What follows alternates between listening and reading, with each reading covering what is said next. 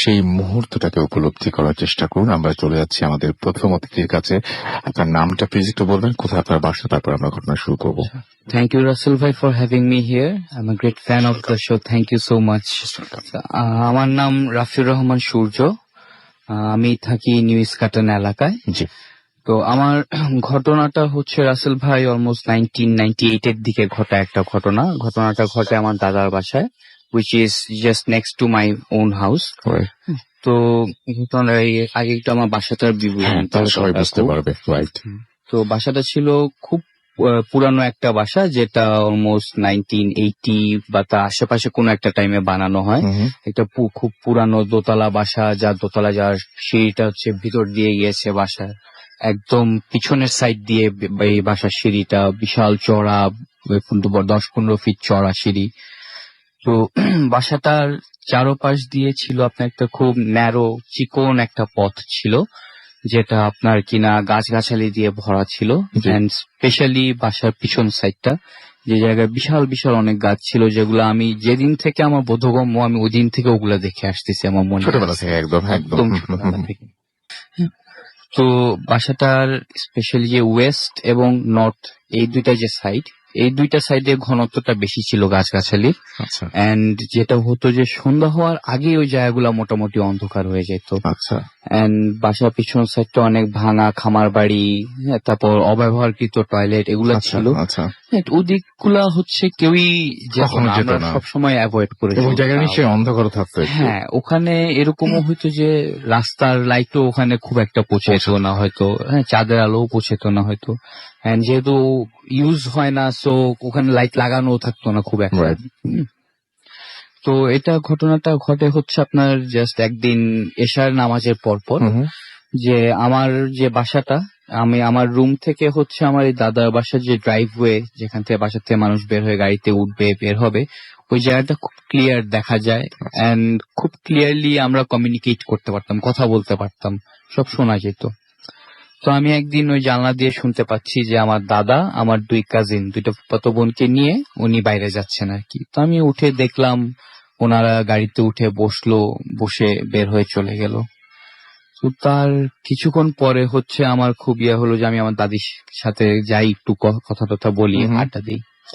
তো ওখানে যাওয়ার পরে হইলো যে আমি ওনাকে আমার যে ডাইনিং রুম ছিল ওই ডাইনিং রুমে পাইলাম, উনি তখন কাজ করাচ্ছে কিছু। তো ডাইনিং রুমটা হচ্ছে এরকম রাসেল ভাই, যে বাসার যে ওয়েস্ট সাইডে যে অন্ধকার যে পথটা, জাস্ট ওই অন্ধকার যেই পার্টটুকু ওরই একটা পার্টে ওই ডাইনিং রুমটা পড়ে। এন্ড ওই ডাইনিং রুমের যে জানলাটা দিয়ে হচ্ছে ওই পাথটা দেখা যায়। আচ্ছা, খুব ক্লিয়ার ভাবে ওই পাথটার উপর দিয়ে জানলাটা। তো আমি এটা সেটা দেখতে দেখতে হঠাৎ ওই জানালার দিকে আমার চোখ পড়ে যায়। তখন আমি দেখি যে আমার যে দুটো ফুফাতো বোন বাইরে গেছে, ওর মধ্যে ছোট জন যে সে ওই জায়গায় দাঁড়ায় আছে, একা দাঁড়ায় আছে। সে ওই একদম জানলাটা ধরে, জানলাটা তার চেহারা প্রেস করা, এন্ড সে এমনিতে খুব ফর্সা একটা মেয়ে, বাট তাকে তখন তার চেহারাটা একদম রক্তশূন্য মনে হচ্ছিল আর কি। হ্যাঁ, মনে হচ্ছিল সে খুব ভীত, কিছু একটা নিয়ে প্রচন্ড ভয় পেয়ে আছে সে। হ্যাঁ, তার গাল বেয়ে সমানে পানি পড়ছে, সে কান্না করতেছে। হ্যাঁ, খুবই বেশি ভীত সে। হ্যাঁ, চেহারা একদম বিকৃত হয়ে আছে, এরকম অবস্থা। এরকম ভাবে আপনি আগে কখনো তাকে দেখেন না? এরকম এতটা ভীত তাকে আমি কখনো দেখি নাই। সে এমনিতে একটু ভীত টাইপের মানুষ, বাট এতটা এরকম তাকে আমি কখনো দেখি নাই। তো আমার সাথে তার একটা আই কন্ট্যাক্ট হইলো, আমার চোখে তার চোখ পড়লো, এন্ড ঠিক তৎক্ষণাৎ সে যেটা করলো যে আরো যে অন্ধকার কোনাটা বাসার ওর পিছন দিকে সে দৌড় দিল, আমি দেখলাম। তো আমার মাথায় তখন জাস্ট একটাই কোয়েশ্চেন আসলো, যে আমার এই কাজিনটা সে খুবই ভীতু স্বভাবের, একলা একটা রুমে তাকে রেখে গেলেও সে ভয়কে কান্না করে দিত, এরকম ভীতু টাইপের একটা মানুষ। সে এত রাতে এই অবস্থায় কেন একলা সে ওদিক যাবে? নিশ্চয়ই একটা কিছু হয়েছে। তো আমি ইনস্টিংক্টিভলি কোনো কিছু চিন্তা না করেই আমিও বাসা থেকে বের হয়ে জাস্ট ওই অন্ধকার রাস্তা ধরে দৌড় দিই পেছন। হ্যাঁ, কোথায় গেল সে। তো আমি সেই ডাইনিং রুমের জানলাগুলা ক্রস করি, এন্ড মানে অলমোস্ট সেই ডার্কেস্ট যে কর্নারটা, ওটা কাছে আসার পরে আমার হঠাৎ মনে পড়ে জিনিসটা, যে আমি তো তাকে বাইরে যেতে দেখছি, গাড়িতে উঠতে দেখেছেন গাড়িতে এবং উঠতে একসঙ্গে দেখছি, হ্যাঁ গাড়ি বের হয়ে গেছে আমি দেখছি, আপনার চোখের সামনে ঘটেছে হ্যাঁ একটা he is not suppose to be there, so what was that.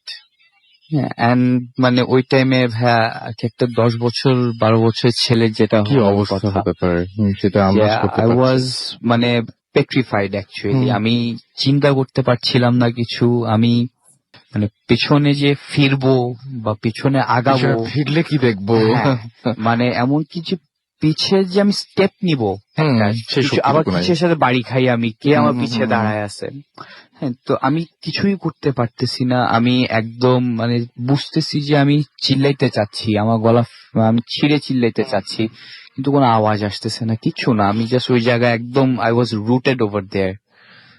তো তখন আমি জাস্ট কিছুক্ষণ পর যেটা একটা জিনিস খেয়াল করলাম, সেটা যে ওই কর্নারটা থেকে একটা খুব ডিম, খুব আবছা রকমের একটা আলো আসতেছে। হ্যাঁ মানে সাদা না, ঠিক একটু গ্রেইশ বা একটু সাদাটে বলা যায় হয়তো। হ্যাঁ এন্ড আলোটা মানে যে কোনো পার্টিকুলার শেপ আছে তার এমনও না, খুব অ্যাবস্ট্রাক্ট একটা আলো। হ্যাঁ মানে জিনিসটা যেন কেউ যে লাইট নিয়ে আসছে বা আচ্ছা, কিছু এরকম এমনও না। কিছু না, হ্যাঁ মানে কোনো মানুষ দ্বারা বা কোনো মানুষের তৈরি কোনো জিনিস, জাস্ট ভাসমান একটা কিছু, হ্যাঁ ফ্লোটিং কোন একটা এক্স্যাক্টলি। এরকম টাইপের। তো আমি মানে দেখে মনে হচ্ছে যে আলোটা, সে যে লাইটটা ও আলো ছড়াইতেও দিচ্ছে না, আবার মানে কিরকম, একটা জায়গায় আটকে আছে আর কি। হ্যাঁ আমি জিনিসটাকে মানে কোনোভাবে প্রকাশ করা আমার পক্ষে ওই টাইমে আমি পারি নাই আর কি। তো আমি যত আমি ওটার দিকে তাকাচ্ছি, আমার খালি মনে হচ্ছে যেন যে ও চাচ্ছে আমি তার আরো কাছে যাই, ওই টানছে আলোটা। আপনাকে আস্তে হ্যাঁ আস্তে। এটাকে আমরা আলো একটা বল ধরতে পারি, একটা বলের মতো, একটা অ্যাবস্ট্রাক্ট শেপ। সেই। হুম। তো জিনিসটা আমাকে এরকম মনে হচ্ছে খালি যে সে চাচ্ছে আমি যে ওই যে সে একদম পুরো কর্নার, যে ডার্কেস্ট যে কর্নার একদম পিছনের দিকে বাড়িটার, হ্যাঁ একদম মানে যেই মানে কি বলবো এটা অপত্যাক্ত ইউজ করা হয় না, ওদিকে সে আমাকে নিয়ে যেতে চাচ্ছে। So, এরকম মনে হচ্ছে খালি, এন্ড আমি বুঝতেছি যে মানে খুব বিপদে আমি হয়তো পড়তে যাচ্ছি, এন্ড এরকম টাইমে মানুষজনে ওই বাচ্চা ছেলেদের যে মনে হয় খেয়ে ফেলবে নিয়ে, মানে এক্সাক্ট ওই একটা ফিয়ার আমাকে যে কেন টানছে আমাকে, ওর দিক কেন টানছে? নিয়ে যেতে চাচ্ছে আমার দিকে, এন্ড মানে আমি ওর বেশি আর আমি ওখানে অ্যাকচুয়ালি ওই জিনিসটাকে আর নিতে পারি নাই, and I just somehow I gathered enough strength and I just ran away from there. আমি জাস্ট কোনো উপায় নাই, শেষ মুহূর্তে যে এক্স্যাক্টলি যেটা ঘটে। এন্ড আমি আজ পর্যন্ত জানি না আমি কিভাবে বাসায় ফেরত আসছি আমি, হ্যাঁ বাট কেন জ্ঞান হারায়নি, কেন হ্যাঁ আমি মানে কি হয়েছে তারপর আর কোনো কিছু হ্যাঁ আমি ওইভাবে মনে পড়ে না। নেক্সট আমার আছে যে আমি আমার রুমে, এন্ড আই ওয়াজ শিভারিং, খুব ভয় পাচ্ছি, খুব কাঁপাকাঁপি কাঁপছিলেন। হচ্ছে শরীর। বেশ কিছুক্ষণ পর, আরো কিছু সময় যাওয়ার পর যখন একটু শান্ত হয়ে আসছি আমি, তখন হঠাৎ খেয়াল করলাম যে যেই কাজিনটাকে আমি দেখছি ওই কাজিনটাই আবার চিল্লাচ্ছে ওই ভাষায়, যে বুয়া বুয়া করে বুয়াকে ডাকতেছে ওই ভাষায়। এন্ড আমি ইমিডিয়েটলি উঠে আবার আমার সে জানালায় উঠে যাই দেখার জন্য যে ড্রাইভওয়েতে কি গাড়িটা ফেরত আসছে কিনা, যে আমার দাদার সাথে বের হয়েছে, ফেরত আসলে গাড়িটা ওই জায়গায় থাকবে। But there was nothing and I could still actually hear her calling, বুয়া বুয়া করে সে চিল্লাই যাচ্ছে তখনও। এন্ড আমি তার পরের দিন আই ওয়েন্ট ব্যাক ওই বাসায় গিয়ে আমার কাজিনকে তখন জিজ্ঞেস করি যে অ্যাকচুয়ালি তোমরা কখন ফিরছো রাতের বেলা, যে এই টাইমের অ্যারাউন্ডে ফিরছো কিনা। তো তখন হচ্ছে না, আমরা আরো অনেক লেট করে ফিরছি। তো এটা কোনো মানে পসিবিলিটি ছিল না যে সে ওখানে থাকবে এবং এরকম কিছু। থ্যাংক ইউ ভেরি মাচ আপনার ফার্স্ট স্টোরি শেয়ার করার জন্য। আপনার কাছে আবার আসবো। আমি একটা জিনিস আপনাদের একটু বলে রাখি, সেটা হচ্ছে যে এখন আপনার মনে প্রশ্নই আসতে পারে যে এরকম কোন একটা অ্যাবস্ট্রাক্ট কোন একটা কিছু যেটা উনি বললেন, বা এরকম শেপলেস কোনো কিছু আসলে কি দেখা সম্ভব? আপনার মনে হতেই পারে যে আপনার ঘরে কি এরকম ধরনের কোনো কিছুর উপস্থিতি আপনি কখনো টের পেতে পারেন। আমি পেতে পারেন সম্ভব কিনা সেটা বলবো না, একটু জিনিসটাকে অন্যভাবে আমরা ভাবি। আচ্ছা, আমাদের এই পৃথিবীতে আমরা যা কিছু দেখতে পাচ্ছি সবকিছু আমরা 3 ডাইমেনশনে দেখতে আছি, তাই না? এবং 3 ডাইমেনশনে আমরা দেখতে পাচ্ছি যে প্রত্যেকটা জিনিস, আমি আপনি আরেকজন মানুষকে দেখছেন, সবাইকে দেখছেন। এরকমও তো হতে পারে যে কোনো যে ওয়ার্ল্ডটা জাস্ট 2 ডাইমেনশন আছে। ধরুন যে সেই ওয়ার্ল্ডে যে প্রাণীগুলো আছে তাদের দৈর্ঘ্য আছে উচ্চতা হয়তো আছে, প্রস্থ নাই, হতে তো পারে। আবার এমনও হতে পারে যে কোনো ওয়ান ডাইমেনশন কোন একটা ওয়ার্ল্ড আছে, হতে পারে তো। বা এমনও কোনো ওয়ার্ল্ড আছে যেটা কোনো ডাইমেনশনই নেই, হতে পারে তো। তাহলে আপনি চিন্তা করুন, যদি কোনোটার যদি দৈর্ঘ্য না থাকে, কোনোটা যদি প্রস্থ না থাকে, কোনোটা যদি উচ্চতা না থাকে, তাহলে সেই জিনিসগুলো কেমন হবে?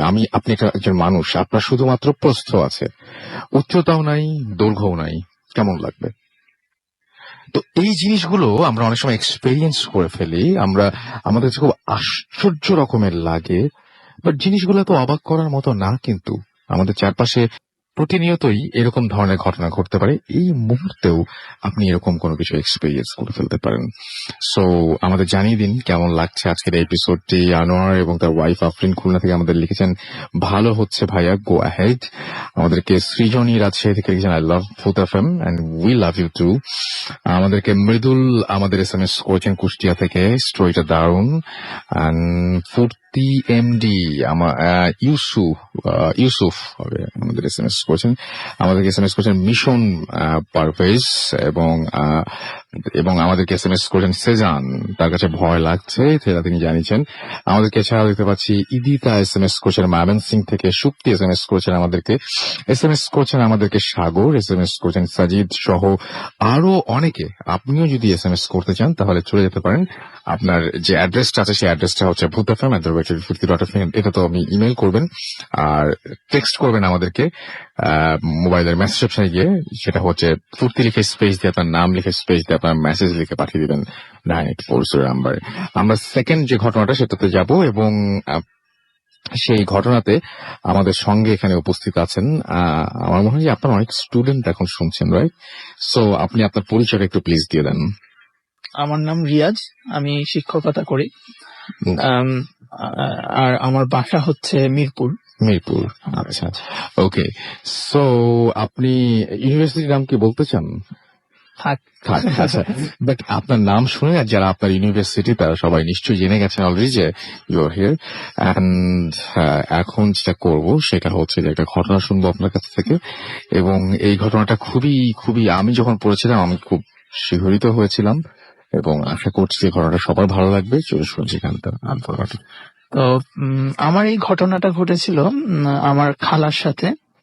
তো খালা আমেরিকা প্রবাসী, উনি দীর্ঘদিন ধরে আমেরিকায় থাকেন, তবে মাঝে মধ্যে উনি বাংলাদেশে আসেন আমার খালুর বিজনেসের কাজে।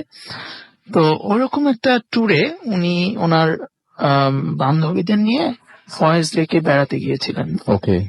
তো ফয়েজ লেকে খুব সম্ভবত ওটা দুপুরের দিকে বা বিকালের দিকে হবে। ওনারা বেশ, ওনার বান্ধবীর কিছু ছেলে মেয়েও ছিল, আরো কিছু আত্মীয় স্বজনও ছিল, সবাই মিলে ওনারা নৌ ভ্রমণে বের হন ফয়েজ লেকে।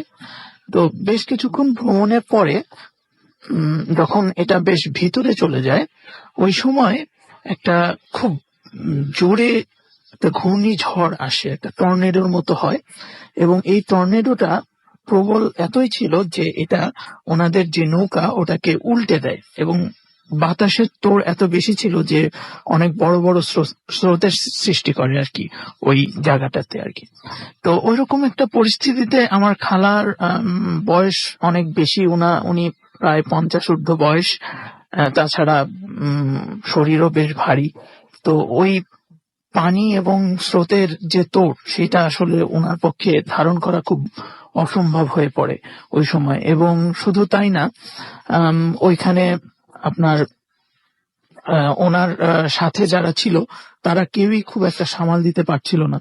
তো খালা আমাকে বলছিলেন যে একটা পর্যায়ে ওনার এমন একটা পরিস্থিতি মনে হচ্ছিল যে উনি আর বাঁচবেন না, এবং উনি আমার খালুর কথা মনে করছিলেন, ওনার ছেলে মেয়েদের কথা মনে করছিলেন যে যেটা হয় তাদের সাথে হয়তো আর আমার দেখা হবে না। এরকম একটা পরিস্থিতিতে আউট অফ নোভার কোথা থেকে জানি একটা নৌকা চলে আসলো।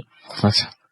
কিন্তু মজার ব্যাপার হলো যে ওখানে কোনো নৌকা ছিল না আশেপাশে ছিল না ওই সময়, ওনাদের নৌকাটাই ছিল, আশেপাশে অন্য কোনো নৌকা ছিল না। তো যখন নৌকাটা আসলো ওনারা দেখলেন যে ওই নৌকার ভিতরে যারা ছিলেন তারা সবাই সাদা একটা পাঞ্জাবি ধরনের কিছু পরে আছেন, এবং তাদের যে মুখে সাদা দাড়ি, এবং তারা খুব দ্রুততার সাথে খালাদেরকে নৌকায় তুলে নেন ওইরকম একটা পরিস্থিতিতে। এবং সবচেয়ে আশ্চর্যের ব্যাপার হলো যে ওরকম ভারী মানুষ, একদম যেমন উনি তো বেশ বয়স্ক একজন মানুষ, ওনাকে ছোট একটা নৌকায় তুলতে যে পরিমাণ স্ট্রেস দিতে হয় তাতে নৌকা আসলে একটা সাইডে হেলে পড়ার কথা। কিন্তু মজার ব্যাপার হলো ওরা খুব ইফোর্টলেস ভাবে একেবারে তুলে easily ফেললো টান দিয়ে তাদেরকে just। তুলে ফেললো, এবং মনে হলো যে খুব হালকা তুলার কোনো বস্তু তারা উপরে তুলছে। মানে কোনো ওদের কাছে ওজনটা কোনো ব্যাপারই মনে হলো ব্যাপারই না। মনে হলো না। সবচেয়ে বড় কথা, নৌকাগুলো তো ছোট নৌকা, এই ধরনের একটা স্ট্রেস পড়লে ওটা উল্টে যাওয়ার কথা আসলে। হুম, হুম, হুম। যেটা আমরা মনে হয় আর কি বাস্তবে। তো এরকম কিছুই হলো না, এবং সবাইকে তারা খুব এফোর্টলেস ভাবে তুলে ফেললো। তুলে ফেলার পরে খালা লক্ষ্য করলেন যে ওই লোকগুলো যে ভাষায় কথা বলছে ওই ভাষা উনি জানেন না। রাইট। তো অনেকে আর্গু করতে পারেন চিটাগাংয়ের ভাষা খুব একটু স্ট্রেঞ্জ, মানে অনেক ডিফারেন্ট, যারা যারা যেখানে থাকেন না তারা কিছু হয়তো লাগতে পারে, বাট কিন্তু তারপরেও এতটা না যে কিছুই বুঝবেন না। রাইট। তো এটা একটা আর আরেকটা কথা যেটা, সেটা হচ্ছে খুবই, আমি একটু বলে দিই, যদি চিটাগংয়ের ভাষায় কথা বলতেন তাহলে কিন্তু আপনাদেরকে বলতে পারতেন যে আমরা চিটাগংয়ের ভাষায় কথা বলছিলাম, আমি বুঝিনি। হ্যাঁ, সেটা কিন্তু না, না, উনি যে ভাষাটা সে ভাষাটা বোঝেনি। অজানা। অজানা। রাইট।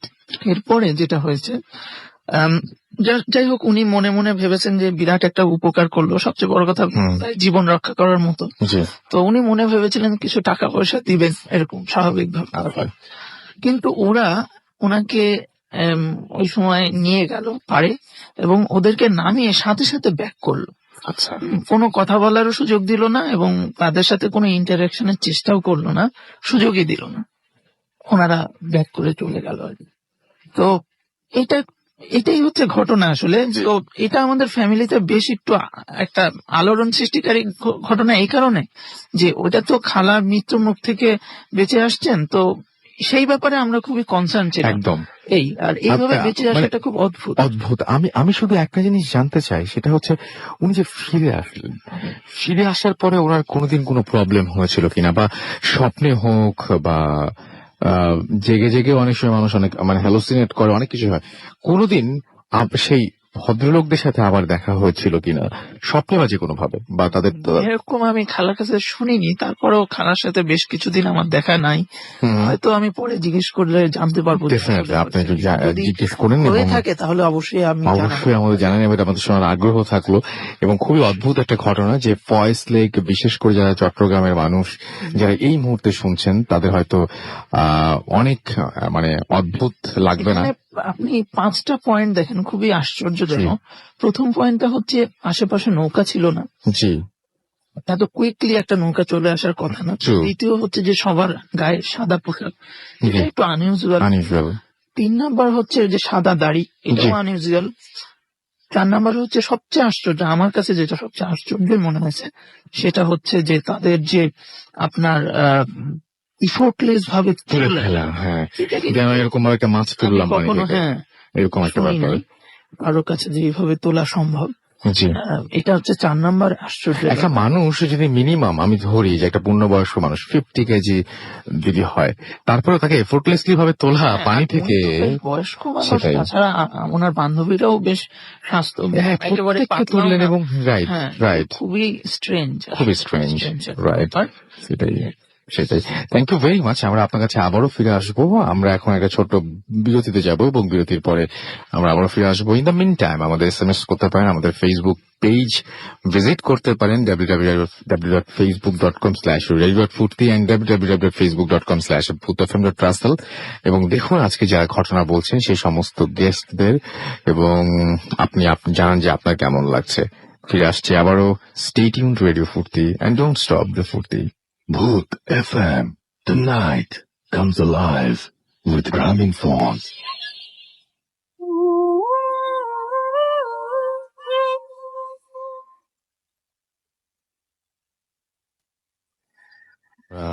দেখতে পাচ্ছি যে এখন অলরেডি আমাদের যে ফেসবুক পেজ, সেখানে লিখছেন ভয় পেতে চাই, এখনই লিখছেন, এবং আমাদেরকে লিখেছেন যে উই আর উইথ ইউ, এটা হচ্ছে লিখেছেন নাসির। এছাড়াও আমি দেখতে পাচ্ছি যে আরো অনেকেই আমাদের এখানে কিন্তু কমেন্ট করছেন, এবং আমাদের এখানে দেখতে পাচ্ছি যে ভাই একটু পরও, আচ্ছা আপনার আপনার নামটা পড়তে বলছেন সম্ভবত অর্নিল না, না অমিল নাম আপনার, এবং দেখতে পাচ্ছি যে আরো অনেকের নামই আমি পড়তে চাই ফেসবুকে, কিন্তু খুব অদ্ভুত অদ্ভুত নাম দিয়ে রাখেন আপনারা। সো যাই হোক, মানুষের চিন্তা অন্যদিকে চলে যায় নামগুলো শুনলে। মুস্তাফিজুর রহমান আমাদের এখানে লিখেছেন এবং তিনি স্টোরি ইমেল করতে চান। আপনার ইমেল, আচ্ছা হ্যান্ড রাইট, আচ্ছা আচ্ছা আচ্ছা ওকে, আপনি হাতে লিখে দিতে চাচ্ছেন তাই না? তো আমার মনে হয় যে আপনি হাতে না লিখে প্লিজ একটা ওয়ার্ড ফাইলে লিখে সেটা অ্যাটাচ করে পাঠিয়ে দিন, বা আপনি কম্পোজ করুন একদম মেইলে, আপনাকে যে জায়গাটা দিবে কম্পোজ করার জন্য সেখানেও আপনি কম্পোজ করে পাঠিয়ে দিতে পারেন। আচ্ছা, অনেকেই প্রথম ঘটনার প্রশংসা করছেন, অনেক বেশি প্রশংসা করছেন।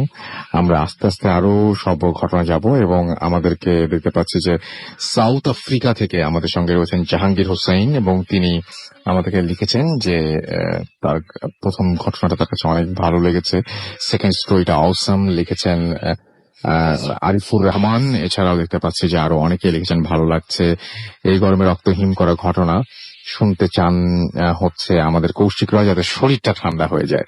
ওকে, সো আমরা একটা লাশ নিয়ে একটা ঘটনা শুনি এখন। আবারও চলে যাচ্ছি আমাদের প্রথম অতিথির কাছে, এবং তিনি আমাদেরকে লাশ নিতে ঘটনা শোনাবেন। তার আগে জানিয়ে দিয়ে আমার সঙ্গে রয়েছে মাসুম, আমি রাসেল আছি আপনাদের সাথে, এবং চলছে ভূত FM the night comes alive with গ্রামীণ ফোন, আপনারা জানেন, এবং আশা করছি পুরোটা সময় আমাদের সঙ্গে থাকবেন। চলে যাচ্ছি আমাদের প্রথম অতিথির কাছে। থ্যাংক ইউ রাসেল ভাই। This is Rafi again. G. So এই ঘটনাটা ঘটে, আমি এক্সাক্ট সময়টা জানি না রাসেল ভাই। এটা ঘটে হচ্ছে আমার বাবার সাথে অ্যাকচুয়ালি, যখন উনি ওনার আরো কিছু রিলেটিভ ওনার মামার লাশ নিয়ে ঢাকা থেকে নোয়াখালীর দিকে যাচ্ছিল। আচ্ছা। তো ঘটনাটা ঘটে হয়তো আপনার কুমিল্লা ক্রস করার কিছু পরের দিকে, হয়তো যে একটা মাইক্রোবাস থাকে যেখানে লাশটা থাকে শুধু ড্রাইভার, আর পিছে পিছে থাকে আমার বাবার গাড়ি, আর সাথে আর ওনার কিছু আত্মীয়। তো যেটা হয় যে একটা সময় গিয়ে ওই লাশের গাড়িটা বন্ধ হয়ে যায়, নষ্ট হয়ে যায়। তো তখন আমার বাবা, উনি অটোমোবাইল ইঞ্জিনিয়ার ছিলেন, উনি নিজে গিয়ে চেক করেন, এন্ড উনি কোনো কিছু নষ্ট ফল্ট পান না উনি। তো তারপরে আরো অনেকক্ষণ ওটা নিয়ে নাড়াচাড়া করার পরে, চেষ্টা করার পরে ওরা গাড়িটা স্টার্ট করতে সক্ষম হয়। যখনই ড্রাইভার জাস্ট গিয়ারটা দিয়ে গাড়ি টান দিবে, ওই সময় সে লক্ষ্য করে তার গাড়ির সামনে কিছু একটা যেন নাচছে। তার সামনে একটা অলমোস্ট হিউম্যান টাইপ একটা ফিগার, খুবই মানে এক্স্যাক্টলি সর্ট অফ ট্রান্সলুসেন্ট, পুরোপুরি ট্রান্সপ্যারেন্টও না আবার ওপেকও না, এরকম একটা ফিগার ওর সামনে নাচছে, যেন ওকে যেতে দিতে চাচ্ছে না এই রাস্তাটা দিয়ে, এরকম ভাবে আর কি। তো সে প্রথমে একটু ভয় পেয়ে গেলেও পরে সে হচ্ছে জাস্ট একটু সাহস জোগাড় করে ও তার গাড়িটা ওর ভিতর দিয়ে চালিয়ে দেয়। চালিয়ে দেওয়ার পরে ও পার হয়ে যায়, এন্ড ফাইনালি আমার বাবা এবং বাকি যারা আত্মীয় স্বজনরা থাকেন পিছের গাড়িতে, ওনারাও একই জিনিসটা দেখতে পান, যে সামনে ওদের একটা কিছু নাচছে। এটা দেখে আমার বাবা ওই ড্রাইভারকে দেখে একটু সাহস পান যে ভিতর দিয়ে চলে গিয়েছে, ওনারাও চলে যাক, এন্ড হি ডিড দ্যাট। উনিও ভিতর দিয়ে ড্রাইভ করে চলে যায়। কিছু দূর যাওয়ার পরে আবার দেখা যায় যে ওই লাশের গাড়িটাতে আবার সমস্যা দেয়া শুরু করে, যে ওই গাড়িটাকে ড্রাইভার কন্ট্রোল করতে পারতেছে না। মাঝে মাঝে অহেতুক পিক আপ উঠে যাচ্ছে, গাড়িটা টান দিচ্ছে, অহেতুক ব্রেক হচ্ছে, এন্ড স্টিয়ারিং দিয়ে গাড়ির ডিরেকশন কন্ট্রোল করা যাচ্ছে না কোনোভাবে, and he had to stop again, আবার থেমে আবার গাড়ি চেক করে, কিন্তু কোনো সমস্যা খুঁজে পাওয়া যায় না। তখন আবার অনেকক্ষণ গুতাগাতি করার পর গাড়িটা স্টার্ট নেয়, নিয়ে আবার ওরা রওনা দেয়। রওনা দেওয়ার কিছুক্ষণ পরে যে সামনের ড্রাইভার, সে আর কি একটা আওয়াজ শুনতে পায় পিছে, গাড়ির পিছন থেকে, যে কিছু একটা হয়তো ঝাঁকাচ্ছে, বা নাড়াচ্ছে, অনেক নাড়াচাড়া করা হচ্ছে, এরকম কিছু একটা। তো তখন ড্রাইভার প্রথমে অনেক ভয় পেয়ে সে গাড়িটা জাস্ট সাইড করে থামায়, সাইড করে গাড়ি থেকে বের হয়ে যায়। বের হয়ে গিয়ে গাড়ি থেকে দূরে গিয়ে দাঁড়ায় থাকে। সে ওই সাহসটাও জোগাড় করতে পারে না যে সে অ্যাকচুয়ালি গিয়ে চেক করবে যে কি ঘটতেছে ওই জায়গাটাতে ভেতরে, বিকজ হি নোজ যে ওখানে একটা লাশ আছে। এন্ড আনফর্চুনেটলি বাবার ওই রিলেটিভটার কিছু বদনাম ছিল যে উনি মানুষ হিসেবে খুব একটা ভালো ছিল না, আচ্ছা। একটু অত্যাচারী টাইপের ছিল। তো পরে আবার আমার বাবারা ওখানে পৌঁছানোর পরে দেখে যে ড্রাইভার ওখানে দাঁড়ায় আছে। কি হইলো, যায় ড্রাইভারের কাছে, বলে এই অবস্থা, ভিতর থেকে ধাক্কা ধাক্কি নাড়াচাড়া, প্রচন্ড আওয়াজ পাচ্ছি, আমি কি হচ্ছে বুঝতে পারতেছি না। পরে ওরা যায়, গিয়ে দরজা খুলে দেখে যে না, মোটামুটি কোনো যা, সমস্যা নাই। হ্যাঁ ওরকমই যা যেরকম ছিল ওরকমই আছে। তো পরে ড্রাইভারকে আর মানে একলা যাওয়ার জন্য সে কনভিন্স করতে পারে না আমার বাবা, পরে আরেকজন সাথে জয়েন করে। এন্ড আবার সে একই করে, যে রওনা দেয়, কিছু দূর যাওয়ার পরে আবার সেই একই আওয়াজ, গাড়ির পিছন থেকে ধাক্কা ধাক্কি, এবার আরো জোরে, মনে হচ্ছে যেন খুব ফিয়ার্স একটা কিছু মারামারি হচ্ছে হয়তো বা কিছু একটা। আবার ওরা দাঁড়ায়, এবার আর যে মানে ড্রাইভার যে সাইড হয়, এবার তাকে আর কোনোভাবেই রাজি করানো গেল না যে আসো দেখি পিছিয়ে কি সমস্যা। বাট যখন এবার ওরা গিয়ে খুলে দেখে, তখন ওরা দেখতে পায় যে অ্যাকচুয়ালি যে কফিনটা ছিল, ওইটা যে উপরে যে ঢাকনাটা পেরেক দিয়ে লাগানো থাকে, ওইটা খুলে এভাবে সাইড হয়ে আছে আর কি, অ্যাজ ইফ ওইটা কেউ ধাক্কা দিয়ে খুলছে বা কেউ ফোর্স করে খুলছে এরকম ব্যাপারটা। বাট লাশটা ঠিক যেভাবে কাফনে পেঁচানো ছিল ঠিক ওভাবেই আছে, কোনো সমস্যা নেই ওখানে ইয়া হয় নাই, কিন্তু কফিনটা খোলা। এবং কফিনটা তো কেউ খোলেনি না, ওখানে পিছনে কেউ ছিল না। রাইট। আবার তখন ওটাকে জাস্ট কোনোভাবে বসায় টসায়, এখন ড্রাইভারকে আর ফাইনালি কেউ রাজি করাতে পারে নাই অ্যাকচুয়ালি ওই গাড়িটা চালাইতে। পরে আমার বাবা নিজে ওই জায়গায় বসেন, অ্যাকচুয়ালি বসে নিয়ে পরে উনি ড্রাইভ করে নিয়ে যান। তো বাকি যাত্রা পথে অ্যাকচুয়ালি ওনারা তেমন কোনো প্রবলেম ফেস করে নাই আর কি। এটাই ঘটনা ছিল। Thank you very much. Rafi, আপনার আজকে কেমন লাগছে এখানে? খুবই ভালো লাগছে। এবং আজকে আপনার বার্থডে, আপনি এটা অনেক পরে বললেন, আমরা কেক কাটতে পারতাম। Happy birthday Rafi. এন্ড আশা করছি যে এই দিনটা অনেক আপনার মানে জীবনে প্রতিবারই অনেক সুন্দর হয়ে আসুক। থ্যাংক ইউ ভেরি মাচ এরকম একটা স্পেশাল দিনে আমাদের সঙ্গে থাকার জন্য। Thank you very much for this gift, for having me here Rasel ভাই।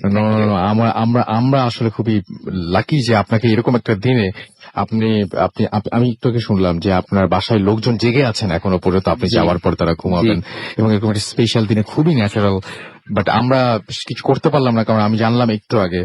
And thank you very much এরকম একটা সময় আমাদের সঙ্গে থাকার জন্য। Thank you so much. এবং আমার মনে হয় যে অনেকেই চাইতে পারে এরকম ভাবে বার্থডের দিনে আমাদের এখানে চলে আসতে পারেন। রাফি হচ্ছে আমাদের যে ফেসবুকে আমাদের যে ভূত এফএম পেজ, সেই পেজে বাম দিক থেকে 4 নাম্বার এবং ডান দিক থেকে 3 নাম্বার। সো আপনারা দেখতে পারেন উইথ ব্ল্যাক টি শার্ট রাফিকে, এবং আশা করছি যে আপনারা সবাই উইশ করতে চাইবেন, এবং সবার আমি মনে করি যে আপনার সামনের দিনগুলো এবং আজকের দিনটা অনেক অনেক অনেক সুন্দর যায়। Thank you very much. Okay fine, আমরা চলে যাব আমাদের, রাফি প্রথম গল্প বলেছিলেন এবং থার্ড স্টোরি, মানে থার্ডে আবার সেকেন্ড স্টোরি বললেন। এখন আমরা চলে যাব আমাদের আবার সেকেন্ড যে গেস্ট রয়েছেন তার কাছে, এবং যিনি বেসিক্যালি একজন টিচার, বাট আজকে নিয়ে আসছেন দারুণ দারুণ কিছু ঘটনা এবং অসম্ভব সুন্দর কিছু ঘটনা। আমার কাছে তার যে ঘটনাটা, যিনি ফয়েজ থেকে যে ঘটনাটা বললেন, অসম্ভব সুন্দর লেগেছে আসলে। যাই হোক, মানে আপনি চিন্তা করুন যে হঠাৎ করেই সাহায্যের জন্য, আমি এরকম একজন খুব আমার মানে আমি খুব পছন্দ করি, বিশ্বাস করি, মান্য করি এরকম একজন মানুষের কাছে শুনেছিলাম যে আপনি যখন মন থেকে কোনো সাহায্য চাইবেন না, মানে যদি মন থেকে চান এবং আপনি যদি বিশ্বাস করেন, আমাদের মুশকিলটা হচ্ছে আমরা বিশ্বাস করতে পারি না। মনে করেন যে আপনি ভাবলেন যে এই মুহূর্তে আপনার সামনে, মানে আপনার এই মুহূর্তে আপনি আজকে যে কোনো একটা ব্যাপার, ধরেন যে আপনি এই মুহূর্তে আপনার 1 কোটি টাকা দরকার, এই মুহূর্তে দরকার, আপনি এই মুহূর্তে জিনিসটা চাইলেন, হয়তো আমাদের সৃষ্টিকর্তার কাছে আপনি চাইলেন, বাট আপনি ভেতর থেকে কতটা বিশ্বাস করতে পারেন যে এই মুহূর্তে আসলে চাইলাম আর পেয়ে যাব? তো ব্যাপারটা হয় কি যে আমাদের বিশ্বাসের মধ্যেও ঘাটতি থাকে, কিন্তু আমরা যদি বিশ্বাস করি তাহলে দেখবেন যে কে কখন কিভাবে কোন দিক থেকে সাহায্য করে আসছে বুঝতেও পারবেন না, এবং তাকে হয়তো জীবনে ওই প্রথম দেখেছেন, আর কোনদিন দেখবেন না, ওটাই শেষ দেখা। তো এটা হচ্ছে তার কথা, এবং তার কথাটা আমি জাস্ট আপনাদেরকে বললাম। আমি কথাটা বিশ্বাস করি, আপনি যেটা চান সেটা যদি বিশ্বাস করে চান, তাহলে এরকম ঘটনা আপনার সাথে ঘটতে পারে। এবং নেচারের এই ক্ষমতাটা আছে, মানে আপনাকে স্যাটিসফাই করার মতন ক্ষমতা কিন্তু নেচারের আছে, এবং আমরা সেটা বুঝতে পারি না, আসলে ধরতে পারি না। এনিওয়েজ, আমরা তো ওই সময় হয়তো চেয়েছিলেন কারো সাহায্য, যে কেউ আসুক আমাদের বাঁচাক, এবং সেই মুহূর্তে চেনেন না, থাকার কথা না, কিন্তু ওইখানে একটা নৌকা, কিছু মানুষ চলে এসছেন এবং তাদের উদ্ধার করেছেন। হয়তো যে মুহূর্তে চেয়েছিলেন, যিনি বিপদে পড়েছিলেন, তিনি হয়তো সেই মুহূর্তে বিশ্বাসও করেছিলেন যে আমি চাইলে অবশ্যই আসবে।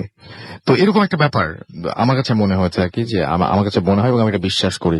সবার বিশ্বাস এক রকম না, কিন্তু আমি এটা বিশ্বাস করি। আমরা চলে যাই আমাদের অতিথির কাছে। আপনার সেকেন্ড যে ঘটনাটা সেটা আমরা এখন শুনবো। আচ্ছা, আমার সেকেন্ড ঘটনাটা ঘটে আমার সাথেই। জি এটা খুব বেশি কমপ্লেক্স কোনো ঘটনা না, জি। খুবই সিম্পল।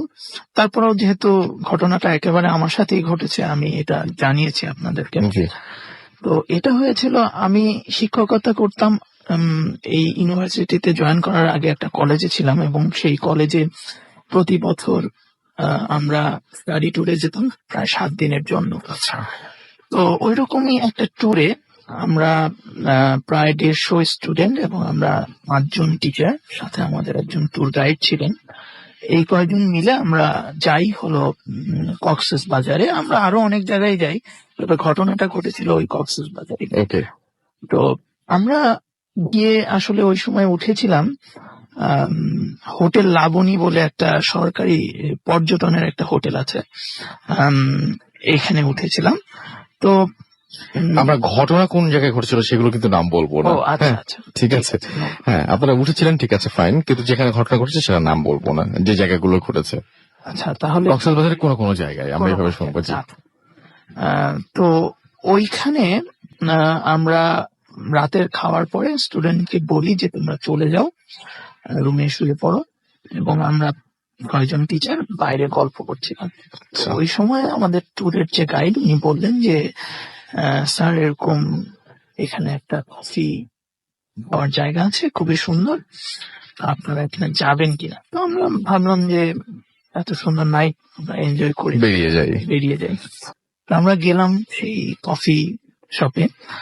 তো ওই কফি শপ গুলো বাঁশের তৈরি ছিল এবং নিচে পানি চলে আসতো। তো আমরা সবাই কফি টফি খেয়ে খুব আনন্দেই কাটালাম। এরপরে আমরা প্রায় তখন বাজে রাত 12টা, আমরা ব্যাক করব এরকম একটা সময়।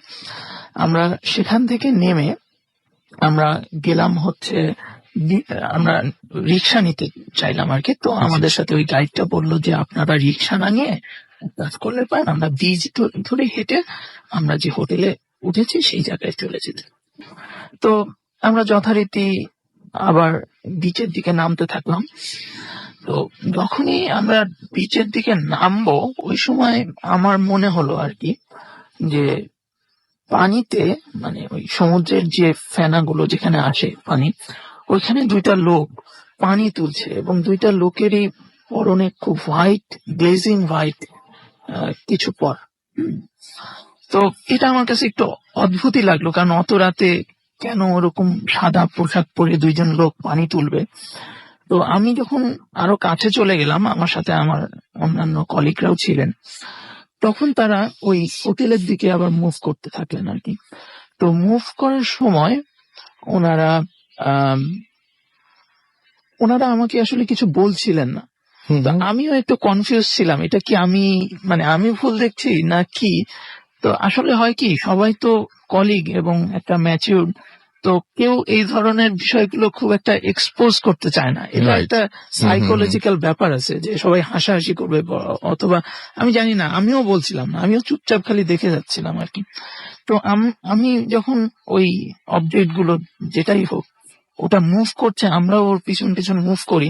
তো সবচেয়ে আশ্চর্যের ব্যাপার হলো যে ওই অবজেক্ট গুলো মানুষের চেয়ে অনেক লম্বা, প্রায় 8 ফিটের মতো, 7-8 ফিটের মতো হবে, এবং এগুলো মুভ করছিল খুব স্টেডি ভাবে।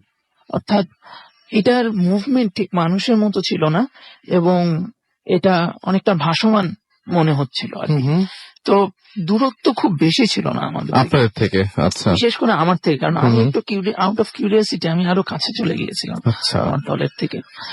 তো আমার খালি মনে হচ্ছিল কি একটু দেখি, এরকম একটা ব্যাপার। হয়তো আল্লাহ চাননি যে ওদের সামনে আমি যাই বা কিছু একটা। তো হঠাৎ করে আমার আরেক কলিগ, সিনিয়র কলিগ, উনি আমাকে ডাকলেন যে রিয়াজ, তুমি আর সামনে এগিয়েও না, কারণ আমাদের জন্য আমাদের একটা রিলেটিভস ওয়েট করছেন, আমরা যেখানে কফি খেয়েছি ওই জায়গায় আমাকে আবার ব্যাক করতে হবে। তো আসলে ওরা সবাই ব্যাক যখন করা শুরু করলো, আমারও আর সাহস হলো না ওটাকে চেঞ্জ পেছন পেছন করার। যাওয়ার বা চেস করার মতন। তো আমি এই পর্যন্তই। তো আমি আবার মনে করছিলাম যে এটা আমার হ্যালুসিনেশন কিনা, কারণ অনেক সময় মানুষ ভুল দেখে বা শীতের রাত ভুল দেখতেই পারে। কিন্তু মজার ব্যাপার হলো, যখন আমরা ব্যাক করছি তখন আমার আরেক কলিগ বলছে, স্যার আপনি কি কিছু দেখেছেন? তো আমি বললাম যে হ্যাঁ আমি তো দেখলাম, আপনি কি দেখেছেন? তো উনি আসলে এতটাই ভয় পেয়েছেন, উনি একজন ফিমেল কলিগ, আচ্ছা। ম্যাডাম।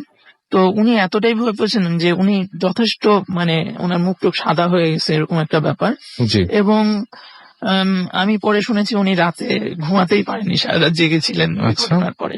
এই আর কি, এরকম একটা ঘটনা। এবং এর আপনি কক্সবাজারে দেখেছেন। জি, যাই হোক, একজন আমাদের ঢাকার গল্প বলছেন, আরেকজন বলছেন কক্সবাজারের।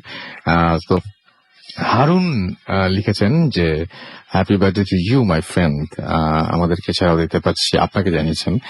আরাফা আমাদের SMS করেছেন এবং তিনি বলছেন যে ভীষণ ভয়ঙ্কর, খুব ভয় লাগছে। মিরপুর থেকে তিনি লিখেছেন। সিয়াম লিখেছেন যে থার্ড স্টোরিটা অনেক ভয়ের ছিল। আমাদেরকে দেখতে পাচ্ছি অনেক মল্লিক লিখেছেন সেকেন্ড স্টোরিটা ভালো ছিল। ময়মনসিংহ থেকে লিখেছেন। তিহান আমাদের চট্টগ্রাম থেকে লিখেছেন আজকের first, second and third story অনেক মানে ভয়ের ছিল এবং নেক্সট স্টোরি গুলো এরকম হবে সেটা তিনি আশা করছেন। এমডি আল মামুন দিনাজপুর থেকে আমাদের SMS করেছেন এবং তিনি বলছেন তার কাছে ভয় লাগছে। তুষার চট্টগ্রাম থেকে আমাদের SMS করেছেন এবং তিনি বলছেন যে নৌকার ঘটনাটা সেই রকম হয়েছে আমাদেরকে। এছাড়াও আদিল খান লিখেছেন চট্টগ্রাম থেকে। এছাড়াও ময়মনসিংহ থেকে শাহনাজ আমাদের SMS করেছেন ফাহিম টঙ্গী থেকে। এছাড়াও আমাদেরকে দেখতে পাচ্ছি মৃদুল রহমান কুষ্টিয়া থেকে SMS করেছেন। জুয়েল ম্যাক্স সিলেট থেকে আমাদের SMS করেছেন এবং তিনি বলেন তার SMS কেন পড়া হয় না, এই তো পড়া হচ্ছে, সুতরাং আপনার অভিযোগ ঠিক নয়, যদি সামনে পড়ে যায় ডেফিনেটলি পড়বো। তাবা মণিপুর থেকে আমাদের SMS করেছেন এবং তিনি বলছেন আমি ওর সবচাইতে পুরান listener and thank you very much for being with us এবং আশা করছি যে পুরোটা সময় আমাদের সঙ্গে থাকবেন, রেগুলার থাকবেন, কোন সময় মানে কি বলবো হারিয়ে যাবেন না। শাহরিয়ার আল শামীম বগুড়া থেকে আমাদের SMS করেছেন এবং তিনি বলছেন যে অনেক SMS করি পড়া হয় না, কারণ আপনার SMS আমি দেখতে পাচ্ছি দুইটা SMS করেছেন। প্রথমটা সামহাও আমি হয়তো মিস করছি, বাট সেকেন্ডটা আমি পড়ে ফেললাম, আজকের কথা বলছি। এছাড়াও রাজীব আমাদের SMS করেছেন সেজান SMS করেছেন, আমাদেরকে দেখতে পাচ্ছি আকাশ। এছাড়াও জিয়ন আমাদের SMS করেছেন অনন্যা রাজশাহী থেকে, লিখেন অনেক সুন্দর স্টোরি। এছাড়াও আমাদেরকে SMS করেছেন দেখতে পাচ্ছি আরো অনেকেই। আমাদেরকে আরিফ এবং তার ওয়াইফ রুম্পা হবিগঞ্জ থেকে SMS করেছেন যে সিলেট কি ভুলে গেলেন ভাই, আসবেন না? সিলেটে ডেফিনেটলি আসবো, আমাদের আসার ইচ্ছা আছে এবং অনেক প্ল্যান করছি আমরা সিলেটের জন্য, সো একটু দেরি হচ্ছে, বাট আমরা ডেফিনেটলি আসবো, অবশ্যই আসবো। আমাদের তো আসতে হবেই। আমরা চলে যাব আবারও কিছু কমেন্ট করেছেন আপনারা যারা ফেসবুকে সেই কমেন্টগুলোতে, এবং দেখতে পাচ্ছি যে আমাদেরকে এখানে লিখেছেন ঢাকা আজিমপুর থেকে শুনছি ইন্টারনেটের মাধ্যমে, এবং আমাদেরকে দেখতে পাচ্ছি তার একটু সমস্যা হচ্ছে ইন্টারনেটে শুনতে, সেটা তিনি জানিয়েছেন। এখন আমাদেরকে এছাড়াও দেখতে পাচ্ছি যে অনেক ভয় পাচ্ছেন। নুসরাত জাহান লিখেছেন আমাদেরকে রাসেল ভাই আমি একা শুনছি ভয় লাগছে, লিখেছেন রুবেল হাসান ফেসবুকে লিখেছেন। ফারহান ইব্রাহিম ফয়সাল আমাদের লিখেছেন যে লিখেছেন। এছাড়াও তাসকিন আহমেদ আমাদের এখানে লিখেছেন এবং আমাদের এখানে দেখতে পাচ্ছি আরো অনেকেই লিখছেন, এবং তাসকিন আহমেদ লিখেছেন অনেকদিন পর শুনছি, খুবই ভয় লাগছে। এছাড়াও দেখতে পাচ্ছি আমাদের এখানে লিখেছেন গ্লিচারিং পার্ল, ওকে। এছাড়া আমাদের এখানে আছেন তাহসিন ফেরদৌস সহ আরো অনেকেই। সো আপনি যদি থাকতে চান আমাদের SMS করুন। আমাদের SMS করতে হলে মোবাইলের মেসেজ অপশনে গিয়ে টাইপ করতে হবে ফুর্তি, FORT, ফুর্তি স্পেস দিয়ে লিখতে হবে আপনার নাম, স্পেস দিয়ে আপনার মেসেজ পাঠিয়ে দিতে হবে 9840 নাম্বারে। যদি আমাদের ইমেল করতে চান, আমাদের ইমেল অ্যাড্রেস হচ্ছে bhutafm@futi.fm, which is BHOOTFM@radio FORT.fm। আপনার নাম, ঠিকানা এবং ফোন নাম্বার সহ আপনার জীবনে ঘটে যাওয়া বা আপনার সেরা ঘটনা লিখে পাঠিয়ে দিন আমাদের কাছে। ঘটনা শুরুতে অবশ্যই উল্লেখ করুন ঘটনাটি আপনি স্টুডিওতে এসে শেয়ার করতে চান নাকি আপনি চান আপনার ঘটনা আমরা পড়ে শোনাই। আর যারা দেশের বাইরে রয়েছেন তারা অডিও ক্লিপ পাঠিয়ে দিতে পারেন আমাদেরকে। আমাদের ফেসবুকে আপনারা যদি কানেক্টেড থাকতে চান চলে যান www.facebook.com/radio.ফুর্তি and www.facebook.com/bhutfm.russell। আমরা চলে যাচ্ছি একটা ছোট্ট বিরতিতে। বিরতির পরে আবারও ফিরে আসবো। সেই পর্যন্ত আমাদের সঙ্গেই থাকুন। স্টে টিউনড রেডিও ফুর্তি and don't stop the ফুর্তি।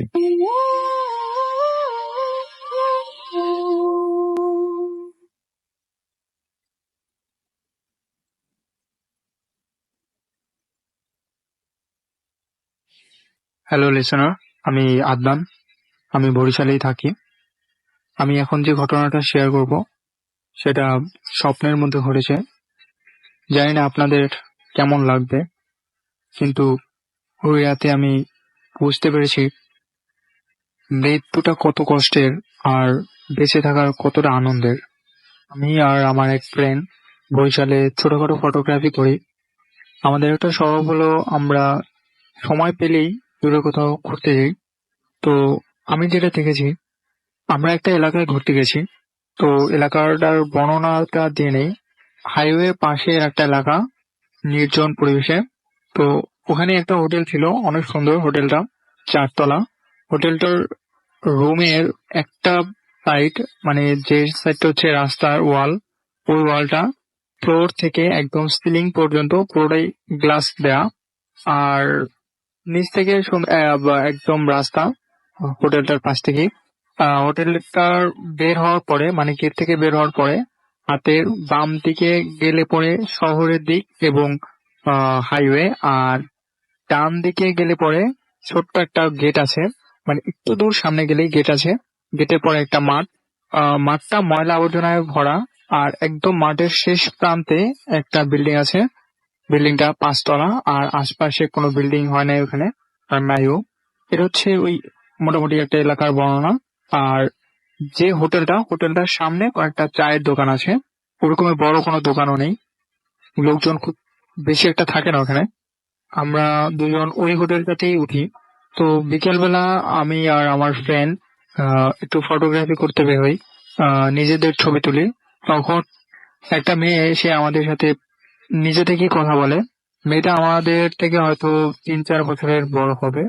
তো সে এসে প্রথমে যে কথাটা বলে সেটা হচ্ছে আমরা প্রফেশনাল ফটোগ্রাফার কিনা আর ওয়েডিং করি কিনা। তো আমি বললাম হ্যাঁ। তো সে আবার রিপ্লাই দিল যে আগামীকালকে তার ভাইয়ের বিয়ে আছে, আমরা কি ওখানে ওয়েডিং এর ফটোশুট করতে পারি না? তো আমরা চিন্তা করলাম যেহেতু ঘুরতে আসছি, প্লাস এখানে দিয়ে আমার কিছু টাকা পয়সা ইনকাম হয়, তো ভালোই। তো আমরা অন্য কোনো দিক চিন্তা ভাবনা না করে রাজি হয়ে যাই। বিয়েটা ছিল মাঠের পাশে ওই 5 তলা বিল্ডিংটাতে, যে বিল্ডিংটার আশপাশে আর কোনো বিল্ডিং নেই। তো আমরা পরদিন যথারীতি যেভাবে যাই আর কি, আমাদের ক্যামেরা ট্যামেরা নিয়ে এবার চলে যাই। বাড়িটা বেশ ভালো সুন্দর সাজানো গোছানো ছিল। ওদের বিয়েটা ছিল 5 তলাতে। তো আমরা যেভাবে করি সবার ছবি তুলতে শুরু করি। পেমেন্টের সাথে সাথে আমাদের কিছু গিফটও দেয়, আর রাতের খাবারটাও দিয়ে দেয়। সাধারণত কোনো ওয়েডিং এ এই ধরনের কিছু ঘটে না। তারপর আমরা আসি, ওইভাবে ওগুলো নিয়ে চলে আসি। এর পরের দিন সকালবেলা ওই পথেই আমরা ঘুরতে যাই, আমি আর আমার ফ্রেন্ড। তো আমার ফ্রেন্ডটা ওই ফ্যামিলি থেকে নিয়ে কিছু উল্টাপাল্টা কথা বলে, মানে একটু ফান করে মজা করে কথাগুলো বলতেছিল। বাট কথাগুলো এতটা আস্তে ছিল যে আমি আর আমার ফ্রেন্ড ছাড়া আর কেউ শোনার কথা না। আশেপাশে কোনো লোকজনও ছিল না। তো আমরা মাঠটা ক্রস করে একদম যখন গেটের কাছে চলে আসছি, তখন দেখি আপু গেটের সামনে দাঁড়ানো। তো আমরা আপুর সাথে কথা বলতে চাচ্ছিলাম, বাট আপু খুবই রাগিত অবস্থা ছিল, মানে প্রচুর রাগ হয়ে আছে। তো উনি বলতেছে যে আমরা কেন তার এবং তার পরিবার সম্পর্কে এরকমের কথা বলছি। আমরা আপুকে এটা বোঝানোর চেষ্টা করছিলাম যে যেটা বলা হয়েছে সেটা মজা করে বলা হয়েছে, এমন সিরিয়াস কিছুই না। কিন্তু আপু খুব রেগে যাচ্ছিল। তার রাগের মাত্রাটা এতটাই হয়ে গেছে যে তার চোখ দুটো রক্তের মতো লাল হয়ে গেছে। আমি অনেক ভয় পেয়ে যাই। আমি ওখান থেকে দৌড়ে পালিয়ে আসি। আমার ফ্রেন্ড ওখানেই থেকে যায়।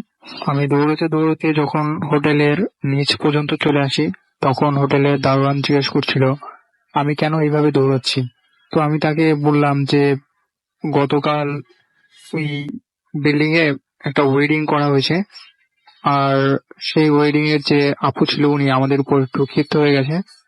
তো আমি ভয় পেয়ে দৌড়াচ্ছি। দারোয়ান যথারীতি অবাক দৃষ্টিতে আমার দিকে তাকিয়ে রইল এবং বলল, গত 8 বছর যাবত ওই বিল্ডিং এ কেউই থাকে না। আমি অবাক হয়ে যাই, কারণ গতকালই ওই বিল্ডিং এ আমি একটা ওয়েডিং শুট করে আসলাম। আমি জিজ্ঞেস করলাম, কেন 8 বছর যাবত ওই বিল্ডিং এ কেউ থাকে না কেন? তারপর উনি বলল, ওই বিল্ডিং এর যে মালিক, দুটো সন্তান ছিল, একটা ছেলে এবং একটা মেয়ে। ওনার ওয়াইফ মারা যাওয়ার পর উনি দ্বিতীয় বিয়ে করেন। এরপরে একটা সময় উনি নিজেও মারা যান। এরপরে ওই ছেলে এবং মেয়ের যে সৎ মা ছিল, সে ওদের উপর অনেক টর্চার করতো। তো একটা সময় ছেলেটার বিয়ে ঠিক হয়।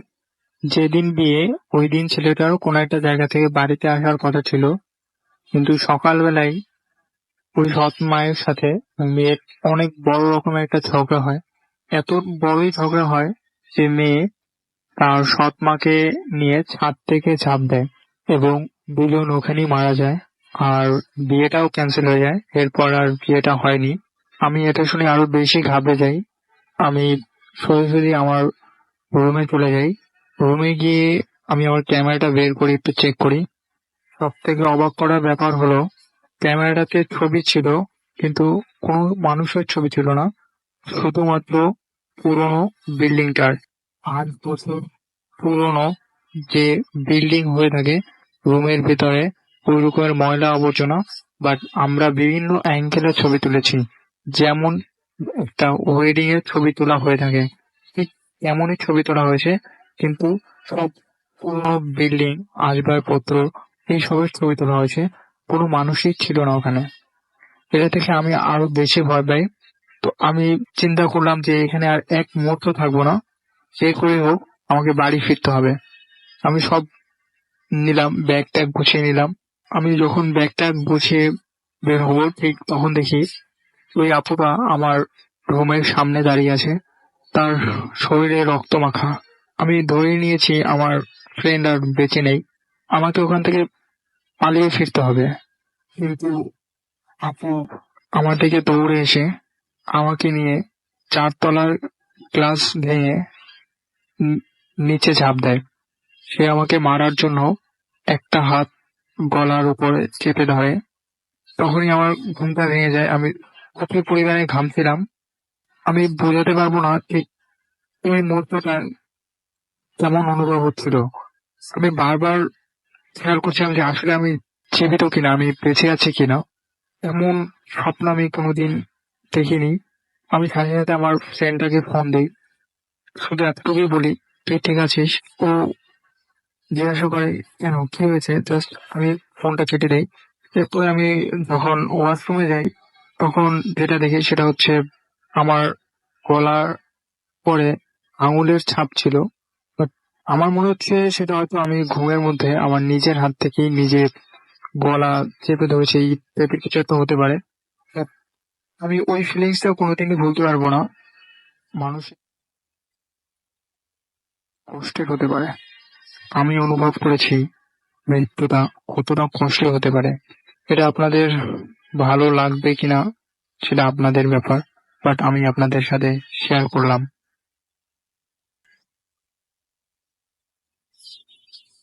Bhoot FM. The night comes alive.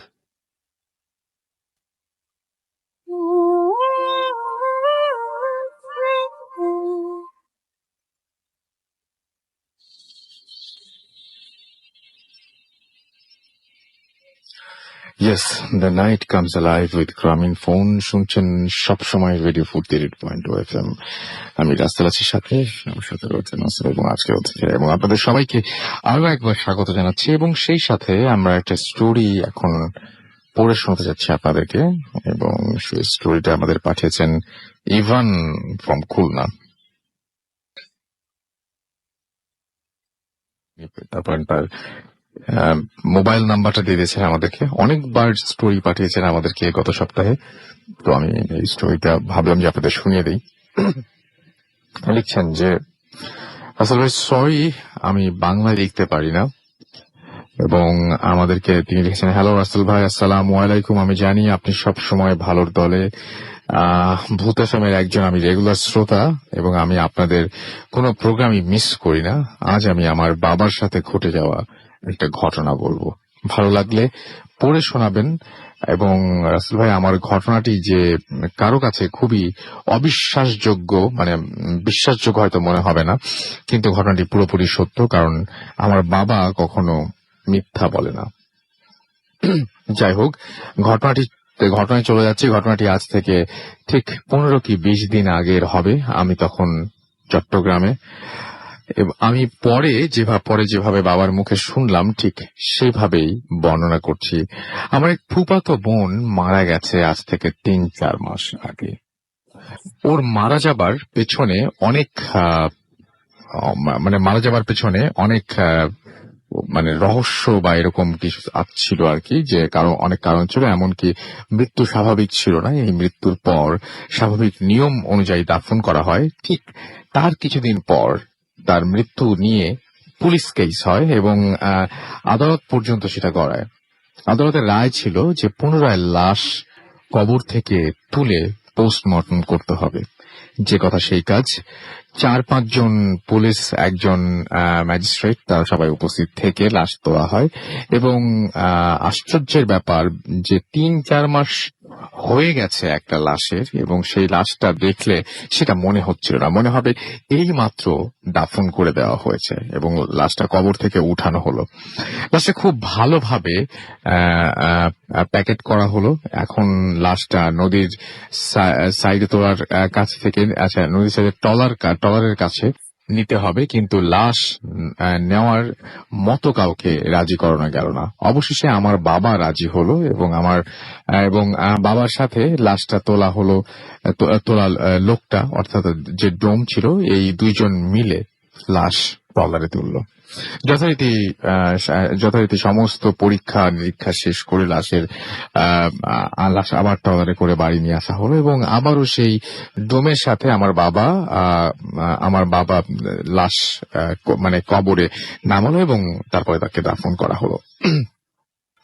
কিন্তু যে ব্যাপারটা এখন ঘটছে সেটা হচ্ছে যে সেই লাশটা দাফন করতে করতে সন্ধ্যা হয়ে আসলো।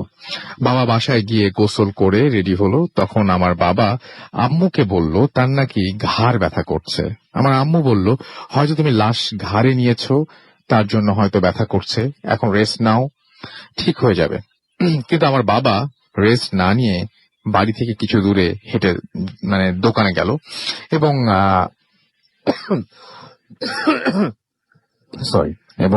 এবং আগে বলে রাখি যে আমাদের বাড়ি থেকে রাস্তায় বের হতে আমাদের কবরস্থান পাশে থাকে, মানে কবরস্থানের পাশ দিয়ে যেতে হয়। গ্রামের রাস্তা খুব অন্ধকার থাকে এবং সেটা নিশ্চয়ই সবার জানাই রয়েছে। দোকানে গিয়ে চা পান খেলো, তারপর ক্যারাম বোর্ড খেললো এবং এক সময় ক্যারাম খেলতে খেলতে রাত 10টা-11টা বেজে গেল এবং বাবা টের পেল, বাবা সেটা টেরও পেল না। তখন বাবা মনে মনে ভাবলো যে এখন বাড়ি ফিরতে হবে, কিন্তু দেখা গেল যে তার সাথে যাবার মতো কোনো লোক নেই। তাই বাবা একাই বাড়ির উদ্দেশ্যে হাঁটা শুরু করলেন। আমার বাবা যখন বাড়িতে ঢোকার অনেকগুলো স্পেলিং মিস্টেক, সো আমি সরি, বা পড়তে খুব ঝামেলা হচ্ছে। বাড়িতে ঢোকার জন্য সাঁকো পার হয়ে বাড়ির ভেতরে ঢুকলেন। তখন মনে হালকা এক ভয় লাগা শুরু করলো এবং তার চোখের সামনে বিকালে দাফন করা লাশটা ভেসে আসতে লাগলো। বাবা সাহস হারালেন না, তিনি জোর পায়ে হাঁটা শুরু করলেন এবং হঠাৎ তার পেছন থেকে কে যেন ডাকলো এবং বলল, মামা, আমাকে নিয়ে যান, আমার খুব ভয় করছে। আমাকে নিয়ে যান, আমার খুব ভয় করছে। আর তখনই আমার বাবা দাঁড়ালেন, ডানে বামে তাকালেন, শুধু শোঁ শোঁ বাতাসের শব্দ। আবার হাঁটা শুরু করলেন। ঠিক আবারও মামা আমাকে নিয়ে যান এবং খুব ভয় করছে, এই কথা আমার বাবা আবারও শুনতে পান এবং সমস্ত শরীর তার ঘামে ভিজে যেতে লাগলো। কি মনে করে বাবা কবরের দিকে হেঁটে গেলেন এবং গিয়ে যা দেখলেন তা হয়তো পৃথিবীর কোনো মানুষ কখনো সেকেন্ড বার দেখতে চাইবে না। বাবা দেখলেন যে বিকালে যে লাশটা দাফন করা হয়েছিল ঠিক সেই লাশটা কবরের মাঝখান থেকে বের হয়ে বাবার দিকে তাকিয়ে হাসছে। এটা দেখে বাবা একটা চিৎকার দিয়ে সেখানে অজ্ঞান হয়ে পড়ে গেলেন এবং তার চিৎকারের শব্দ শুনে বাড়ির মানুষ খোঁজাখুঁজির পর কবরের পাশে তাকে পেল এবং সবাই তাকে ধরে বাড়িতে নিয়ে গেল। পরদিন সকাল 11টায় বাবার জ্ঞান ফিরল। জ্ঞান ফেরার পর সবাইকে বাবা ঘটনাটি বললেন এবং ঠিক তখনই সবাই কবরের পাশে গিয়ে যা দেখলো তা সবাইকে অবাক করে দিল। দেখলো যে কবরের মাঝখানের মাটি সরে দুই পাশে নেমে গেছে এবং বাঁশগুলো বের হয়ে আছে, যা আসলে এক রাতে কখনো পসিবল না। তাহলে ওই রাতে যা কিছু আমার বাবার সাথে ঘটেছে এটি সব সত্যি। আমার বাবা ওই ঘটনার পর থেকে এখনো খুব অসুস্থ। বাবা রাতে বাসা থেকে বের হন না। আমার বাবার জন্য সবাই দোয়া করবেন। এই ছিল আমার ঘটনা। ভালো লাগলে পড়ে শোনাবেন। আমি আমার ঠিকানা দিচ্ছি, প্লিজ কাউকে পড়ে শোনাবেন না। এবং তারপরে তিনি তার ঠিকানা লিখেছেন। থ্যাংক ইউ ভেরি মাচ এরকম একটা ঘটনা পাঠানোর জন্য।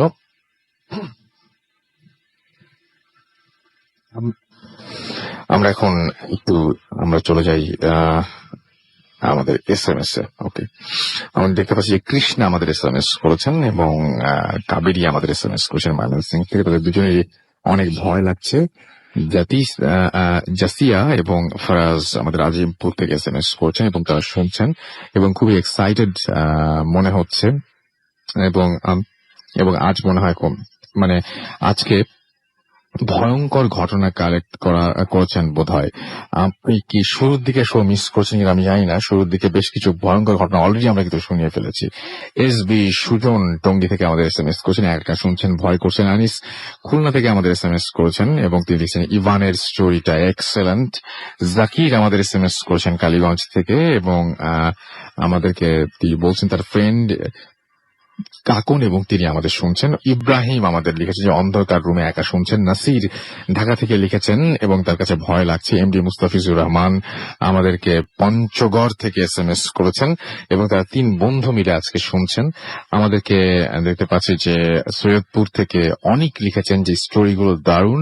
সাগর আমাদের বরগুনা থেকে লিখেছেন যে ফটোগ্রাফারের স্টোরিটা ভালো লেগেছে তার কাছে।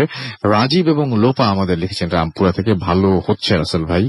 এবং বাহার আমাদের লিখেছেন I have some paranormal stories. আপনি পাঠিয়ে দিন আমাদের অ্যাড্রেসে। আমাদের অ্যাড্রেস হচ্ছে bhutfm@radio40.fm। অবশ্যই আপনার অ্যাড্রেস এবং ঠিকানা লিখতে ভুলবেন না। মোস্তাক বেলি রোড থেকে লিখেছেন তিনি, তার বেবি মাহিসা এবং তার ওয়াইফ প্রজাপতি, তারা সবাই একসাথে শুনছেন, আমাদেরকে রেগুলার SMS করেন। সোহান আমাদের SMS করেছেন এবং ব্রাহ্মণবাড়িয়া থেকে তিনি SMS করেছেন এবং তিনি বেশ ভয় পাচ্ছেন তাই লিখেছেন। আমাদেরকে দেখতে পাচ্ছি সোনিয়া SMS করেছেন দীপ্র, এছাড়াও SM হৃদয়, শাহিন সাব্বির রাজশাহী থেকে, এছাড়াও জুনায়েদ সাদাফ ধানমন্ডি থেকে এবং আমাদেরকে SMS করেছেন তন্ময় সহ আরো অনেকে। যারা আমাদের স্টোরি পাঠাতে চান কাইন্ডলি প্লিজ পাঠান আপনার ঘটনা এবং আপনার ঘটনা লিখে পাঠিয়ে দিন আমাদের অ্যাড্রেসে bhotfm@radio40.fm। এছাড়া আপনারা আমাদের ওয়েবসাইট বা আমাদের যে ফুর্তির যে ওয়েবসাইট সেখানে, অথবা আপনারা আমাদের ফেসবুক পেজে গেলেও এই অ্যাড্রেস পেয়ে যাবেন। আমাদের ফেসবুক অ্যাড্রেস হচ্ছে www.facebook.com/radio.furti and www.facebook.com/bhutfm.russell। আপনারা অনেকেই মনে করেন যে এটা ফেক আইডি নাকি ঠিক জায়গায় এসছে কিনা। আসলে একটা কথা বলি, যিনি ফেক আইডি খুলেছেন তাকে যদি আপনি প্রশ্ন করেন এটা কি ফেক আইডি, তার কাছে কি উত্তর আপনি এক্সপেক্ট করেন? ডেফিনেটলি তিনি বলবেন না এটা সত্যি, এটা রিয়েল আইডি। সো আমি এই জন্য বলছি যে আপনাদের পুরোটা বলে দিচ্ছি, এখানে আর ভুল হওয়ার কোনো চান্স নাই। আপনি যদি ফেসবুকের পরে /bhutfm.russell রাসেল লেখেন বা radio.furti RADIOFORTI এই দুটো জিনিস যদি আপনি লেখেন তাহলে তার ভুল হওয়ার কোনো চান্স নাই, আপনি অরিজিনাল পেয়ে যাবেন। সো এটা নিয়ে কোনো চিন্তার কোনো কারণ নেই। ওকে, আমরা চলে যাচ্ছি ঘটনায় আমাদের পরবর্তী অতিথির কাছে। আপনার নামটা প্লিজ একটু বলবেন এবং আপনি কোথা থেকে এসেছেন যদি একটু বলতেন। রাসেল ভাই, আমি ফাহিম, আমি এসেছি রামপুরা থেকে। শুনি আপনার ঘটনা। রাসেল ভাই, আমার যে গল্পটা সেটা মূলত আমার না, আমার একটা ফ্রেন্ডের নাম ইশতিয়াক। সে তার বাবা একজন সরকারি কর্মকর্তা। তো তার সরকারি কর্মকর্তা হওয়ার কারণে যেটা হয় যে তাদের বিভিন্ন জায়গায় তার পোস্টিং হয়। সে পোস্টিং হতে হতে তাদের একটা জায়গায় পরে ব্রাহ্মণবাড়ি একটা এলাকায়। আচ্ছা। এলাকার মধ্যে তাদের যে বাড়িটা ছিল সেটা পড়েছিল একটি প্রাইভেট প্রপার্টির একটু পাশ থেকে। ফলে যেটা হয়েছিল যে 3 রুমের বাসা ছিল এবং আমার যে ফ্রেন্ডটা, সে ফ্রেন্ডের রুম ছিল একদম শেষ মাথায়। আচ্ছা। এবং শেষ মাথায় পড়ার কারণে ওই যে প্রাইভেট প্রপার্টির কথা বললাম ওটার একদম মানে বাউন্ডারির মধ্যে পড়েছিল তার রুমটা। ফলে সে যদি মানে তার রুমে জানলা খুললে ওই বাউন্ডারির ভিতরে চোখ পড়তো এবং সেখানে কিছু ছোট ছোট ঝোপঝাড় ছিল। ছোট মানে একদম পুরো জঙ্গল টাইপ না, জাস্ট হালকা পাতলা গাছপালা দু একটা। তো রাত্রেবেলা স্বাভাবিক কোনো লাইট টাইট ঠিকানা, কারণ মহাশয় শহর, ওখানে জাস্ট হালকা অন্ধকার থাকে। তো ঘটনা অনুসারে সে একদিন প্রথম কয়েকদিন তার কোনো সমস্যা না খুব একটা বাসার মধ্যে। তো কয়েকদিন যাওয়ার পর সে দেখতে পায় যে তার যে ঝোপঝাড় যেটা সেখান থেকে যে ছোট ছোট বিন্দু বিন্দু আলো জ্বলছে। এখন সে মনে করা হয়তো জোনাকি পোকা বা ওই ভিতরে বাসা থেকে কোনো আলো বের হচ্ছে। তো সে ওটাকে আর কোনো পরোয়া করে না, সে জিনিসটাকে নর্মালি ফেলে দেয়। তো এরপর যেটা হয় যে সে কয়েকদিন পর জিনিসটা লক্ষ্য করে যে ওটা জিনিসগুলো একটা জায়গায় ফিক্সড হয়ে আছে, স্থির হয়ে আছে এক জায়গায়, মানে ওটা কোনো মুভমেন্ট নেই, মানে এক জায়গায় সেই জিনিসগুলো জোড়া জোড়া অবস্থায় এক জায়গায় স্থির হয়ে আছে। তো ফলে যেটা হয় যে সে বুঝতে পারে যে জোনাকি পোকা হতে পারে না, কারণ জোনাকি পোকা যেটা হয় যে আর জলে নেভে এবং একগুলো উঠতে থাকে জিনিসগুলো। তো সে প্রথমে জিনিসটা করে তার মাকে বলে, তার মা বলে যে হ্যাঁ হয়তো হতে পারে কোনো আলো টালো বা অন্য দূর থেকে আসে, তুমি জিনিসটাকে হয়তো অন্যভাবে দেখছো।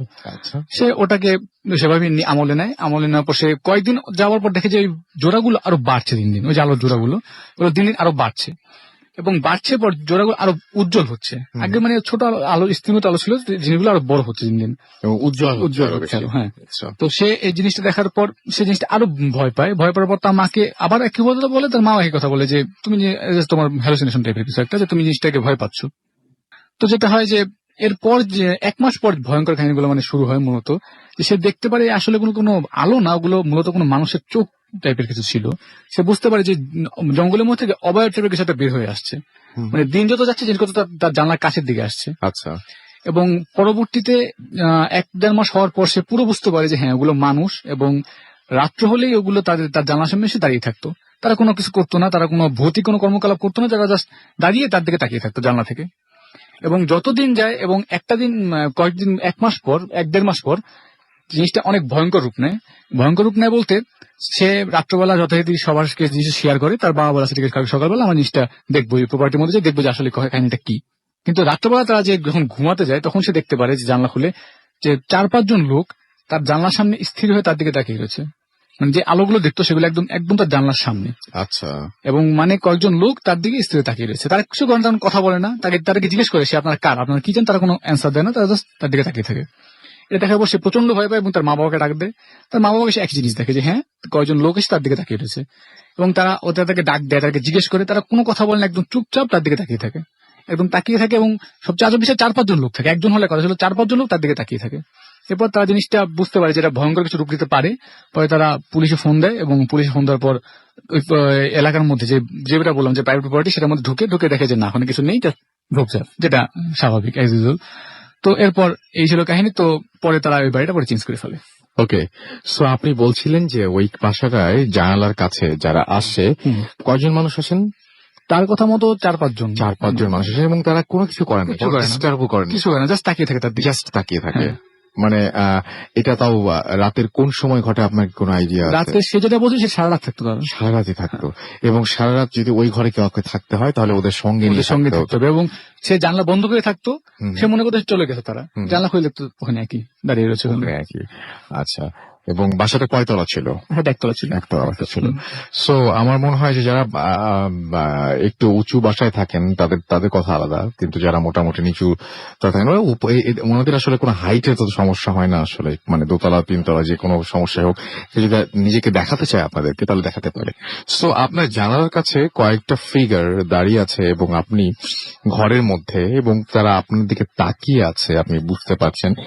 এরকম একটা পরিস্থিতি হলে আসলে যে কারোরই আসলে প্রচন্ড রকমের মানে অস্বস্তি তো অবশ্যই ভয় লাগার কথা, এবং ভয় লাগেই। আর আমরা প্রথমে যেরকম বললাম যে অদ্ভুত কোনো কিছু দেখে ফেলা, এই যে জানালার পাশে কাউকে দাঁড়িয়ে থাকতে দেখা, এই জিনিসগুলো না কেমন যেন খুব অদ্ভুত টাইপের, মানে যার সাথে ঘটে সেই বুঝতে পারে। আমি আমি আমি একটা ইমেল পেয়েছিলাম এবার, সেই ইমেলে একজন লিখছেন যে যে ঘটনা বলবো আমি, সেই ঘটনা আমি যদি বলি আপনাদের কাছে খুব স্বাভাবিক লাগবে, কিন্তু সেই মুহূর্তটা, সেই মোমেন্টের কথা চিন্তা করেন, আমার জন্য সেই সমস্যার সময়টা খুব অস্বাভাবিক ছিল। আপনি চিন্তা করুন না যে আপনার সামনে একটু আগে আমি আমাদের একজন কলিগ তিনি একটা ঘটনা বললেন যে একটু আগেই তিনি, তার কাছে কিন্তু ঘটনাটা খুবই ভয়ঙ্কর, আপনার কাছে আমার কাছে শুনে মনে হবে ধুর এটা কোনো ঘটনা নাকি। মানে থাকে না যে আপনার একটা পেন্সিল লিখে শেষ করতে আপনার লাগবে হয়তো 7 দিন, আপনার কাছে হচ্ছে জাস্ট 7 দিন, আর পেন্সিলের কাছে হচ্ছে একটা পুরোটা লাইফ, মানে পুরো জীবন, তার পুরো জীবন। তো যার সাথে ঘটে সে বুঝতে পারে আর কি যে কি যাচ্ছে। তো উনি বলছিলেন যে উনি একদিন ওনার ঘরে জাস্ট হঠাৎ করে দেখলেন যে একটা প্রান্ত থেকে আরেকটা প্রান্তে একটা কালো বিড়াল দৌড়ে গেল, এবং ওখানে কালো বিড়াল আসার কোনো কারণ নাই। একটা প্যাসেজের মধ্যে দিয়ে হঠাৎ করে তিনি একটা কালো বিড়াল দেখতে পেলেন, এবং বিড়াল দেখেছেন, তারপরে আবার কালো বিড়াল ভয় লাগাটা খুবই স্বাভাবিক, তিনিও বেশ ভয় পেলেন এবং সঙ্গে সঙ্গে লাইট জ্বালিয়ে ফেললেন। লাইট জ্বালানোর পর তিনি দেখতে পেলেন হ্যাঁ সত্যি একটা বিড়াল রয়েছে, কিন্তু সেই বিড়ালটা কালো না, সেই বিড়ালটা বাদামি বা এরকম ধরনের একটা কালারের, কিন্তু তাকে কিন্তু একটু আগে অন্য একটা কালারে দেখেছিল। অন্ধকার থাকলেও একটা সাদা বিড়াল বা বাদামি বিড়াল আর একটা কালো বিড়ালের পার্থক্য কিন্তু বোঝা যায়, এবং সেটা খুব মানে অতখানি আবার অন্ধকারও ছিল না। তো এই যে এই জিনিসটা হঠাৎ করে একটা বিড়ালের কালার বদলে গেল কেন, এবং হঠাৎ করে যে জিনিসটা আমি এই মাত্র দেখলাম সেই জিনিসটা হঠাৎ করে তার রূপটা পাল্টে ফেললো কেন, এই প্রশ্নগুলো আসলে নিজের কাছে করলেও বা অন্য কারো কাছে করলে হয়তো, মানে নিজের কাছে করলে যেটা হয় উত্তর পাওয়া যায় না, অন্য কারো কাছে যখন আমরা করি সেই উত্তরে আমরা সন্তুষ্ট হতে পারি না, এবং জিনিসগুলো আমাদের কাছে আজীবন রহস্যময় থেকে যায়। এবং হঠাৎ করে কাউকে দেখে ফেলা রাতের বেলায়, হঠাৎ করে খাটের নিচে শব্দ হওয়া, হঠাৎ করে মনে হয় ধুপ ধুপ করে কোনো শব্দ হচ্ছে কিন্তু আমার বাসার উপরে কেউ থাকে না, হঠাৎ করে আমি মাঝে মাঝে দেখেছি হঠাৎ করে এরকম একটা শব্দ হলো যে দরজায় বুম করে একটা শব্দ, আমরা অনেক সময় ইগনোর করি, আমরা অনেক সময় মনে করি যে ধুর কোথাও মনে কোনো শব্দ হচ্ছে, বাতাসে আটকে গেছে। কিন্তু মানে দেখবেন যে হয়তো আপনি শুধু শব্দটা শুনেছেন, আপনার বাসায় কেউ শোনে নাই, বা ওই সময় ওরকম বাতাস ছিল না। এরকম অহরহ ঘটনা আমাদের সাথে ঘটছে, কোনোটা আমরা লক্ষ্য করছি, কোনোটা লক্ষ্য করছি না, যেটা লক্ষ্য করছি সেটা আমরা সবাই শুনতে পাচ্ছি, যেটা লক্ষ্য করছি না সেটা হারিয়ে যাচ্ছে। আমরা চলে যাই আমাদের পরবর্তী অতিথির কাছে, এবং পরবর্তী অতিথিকে আমরা একটু প্লিজ আপনার পরিচয়টা দিবেন, তারপরে আমরা শুনবো যে আপনি আপনার ঘটনা শুনবো আর কি, কোথা থেকে এসছেন, আপনার নামটা বলেন। আমি রাকিব হোসেন, আসি কাউলার থেকে। ওকে, তো আমি সরাসরি আমার ঘটনায় চলে যাচ্ছি। রাসেল ভাই, অ্যাকচুয়ালি ঘটনাটাই ঘটেছিল আমার একটা আঙ্কেলের সাথে। আঙ্কেল একসময় তার পারিবারিক একটি ঝগড়ার কারণে আন্টি থেকে একটু দূরে, ওদের দোতলা আছে, দোতলা কমপ্লিট হয়নি, তো দোতলাটি স্টোর হিসেবে ব্যবহার করে, তো সেখানে শুয়েছিল রাত্রেবেলা। তো উনি চিন্তা করছিল যে উনি আজকে আর ঘরে যাবে না, রুমে যাবে না, দোতলায় থাকবে। তো একটি পর্যায়ে দরজাটি খোলা ছিল, একটি পর্যায়ে দেখতে পেল যে কোনো বাইরের আলোতে দেখতে পেল কোনো একটি কিছু মানুষের অবয়ব তার রুমে আসলো। উনি ভাবলেন হয়তো বা আন্টি এসেছে ওনার রাগ ভাঙাতে, তো উনি চুপচাপ শুয়ে থাকলেন। একটি পর্যায়ে যেটি হলো, ওই অবয়বটা এসে আঙ্কেলের বডিতে বসে পড়লো, বসে সরাসরি আঙ্কেলের গলা চেপে ধরলো। তখন আঙ্কেল শরীরকে ওনার হাতটা তুলো, বুঝতে পারলো যে এটা মানুষ নয়, লোমশ একটা প্রাণী। তো আঙ্কেল বুঝতে পারলো যে এটা মানুষ নয়, সাথে সাথে সে আয়তাল কুরসি পড়া শুরু করে দিল। একটি পর্যায়ে সেটি আস্তে আস্তে তার বুক থেকে শুরু নেমে গেল, নেমে দরজা দিয়ে বের হয়ে চলে গেল। আঙ্কেল সেখানে আর একটি মুহূর্ত থাকলেন না, সরাসরি নিচে নেমে আসলেন, নিচে নেমে দরজা নক করলেন। ঠিক কিছুক্ষণ পর আন্টি এসে দরজাটা ওপেন করলো, তখন দেখতে পেল তারা সবাই ঘুম চোখে আছে। এই কাজটি এটি অবশ্যই আন্টির করা নয়, কোনো মানুষেরও কাজ নয়। আঙ্কেল বুঝতে পারলো, তারপর সাথে সাথে আঙ্কেল ঘরে চলে আসলো। পরের দিন সকালবেলা এটি সবার সাথে শেয়ার করলো ঘটনাটি। ওকে, ধন্যবাদ আপনাকে।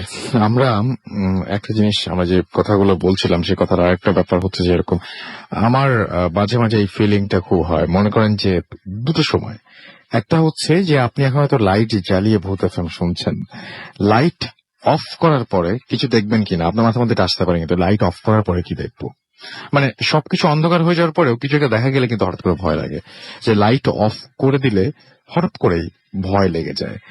আবার লাইট জ্বালিয়ে কি দেখবো?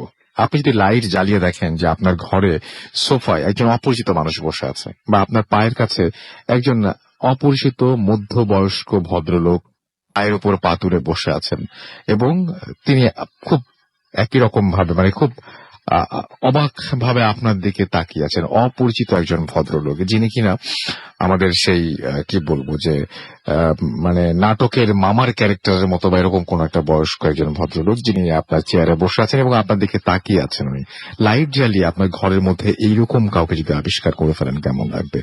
বাথরুম খুললেন, আপনার ওয়াশরুমের দরজা খোলার পরে আবার মাঝে মাঝে মনে হয় যে বাথটাবে যদি দেখেন যে কেউ হেলান দিয়ে বসে আছে আগে থেকে, কিংবা আপনি হয়তো টয়লেট ইউজ করবেন, কমোডের উপরে আগে থেকে কেউ একজন বসে আছে, আপনার কেমন লাগবে? তো এই জিনিসগুলো খুব অদ্ভুত। লিফট খুলে যাওয়ার আগ মুহূর্তে আমার সবসময় একটা জিনিস মনে হয় যে লিফটটা খুলবে যে আসলে সামনে কি দেখবো, আসলে যে ফ্লোরে যেতে চাইছিলাম সেই ফ্লোর, নাকি দেয়াল, নাকি অপরিচিত অন্য কোনো কিছুর সঙ্গে দেখা হয়ে যাবে। এই লিফটটা আসলে যাচ্ছে কোথায়, বা এই লিফটটা নামছে কোথায় বা উঠছে কোথায়, এই ব্যাপারটা।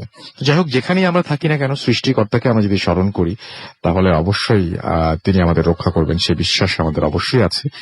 আমরা আপাতত একটা বিরতিতে যাব এবং বিরতির পরে আবারও ফিরে আসবো। সেই পর্যন্ত আমাদের সঙ্গে আশা করছি থাকবেন, এবং আমাদের SMS পাঠাতে হলে মোবাইলের মেসেজ অপশনে গিয়ে টাইপ করুন ফুর্তি, FORTI ফুর্তি, স্পেস দিয়ে লিখুন আপনার নাম, স্পেস দিয়ে আপনার মেসেজ পাঠিয়ে দিন 9840 নাম্বারে। আমাদের ইমেল করতে চাইলে আমাদের ইমেল অ্যাড্রেস হচ্ছে bhutfm@radiofurti.fm, which is BHEWTFM@radioforti.fm। আপনার নাম, ঠিকানা এবং ফোন নাম্বার সহ আপনার জীবনে জানা বা আপনার জীবনে ঘটে যাওয়া ঘটনা পাঠিয়ে দিন আমাদের কাছে। ঘটনা শুরুতে অবশ্যই উল্লেখ করুন যে ঘটনাটা আপনি স্টুডিওতে এসে শেয়ার করতে চান, নাকি আপনি চান আপনার ঘটনা আমরা পড়ে শোনাই। অবশ্যই প্রচুর ঘটনা পাঠান আমাদেরকে। ফেসবুক অ্যাড্রেস হচ্ছে www.facebook.com/radiofurti and www.facebook.com/bhutfm.russell। একটা বিরতিতে চলে যাচ্ছি, ফিরে আসবো আবার একটু পরেই।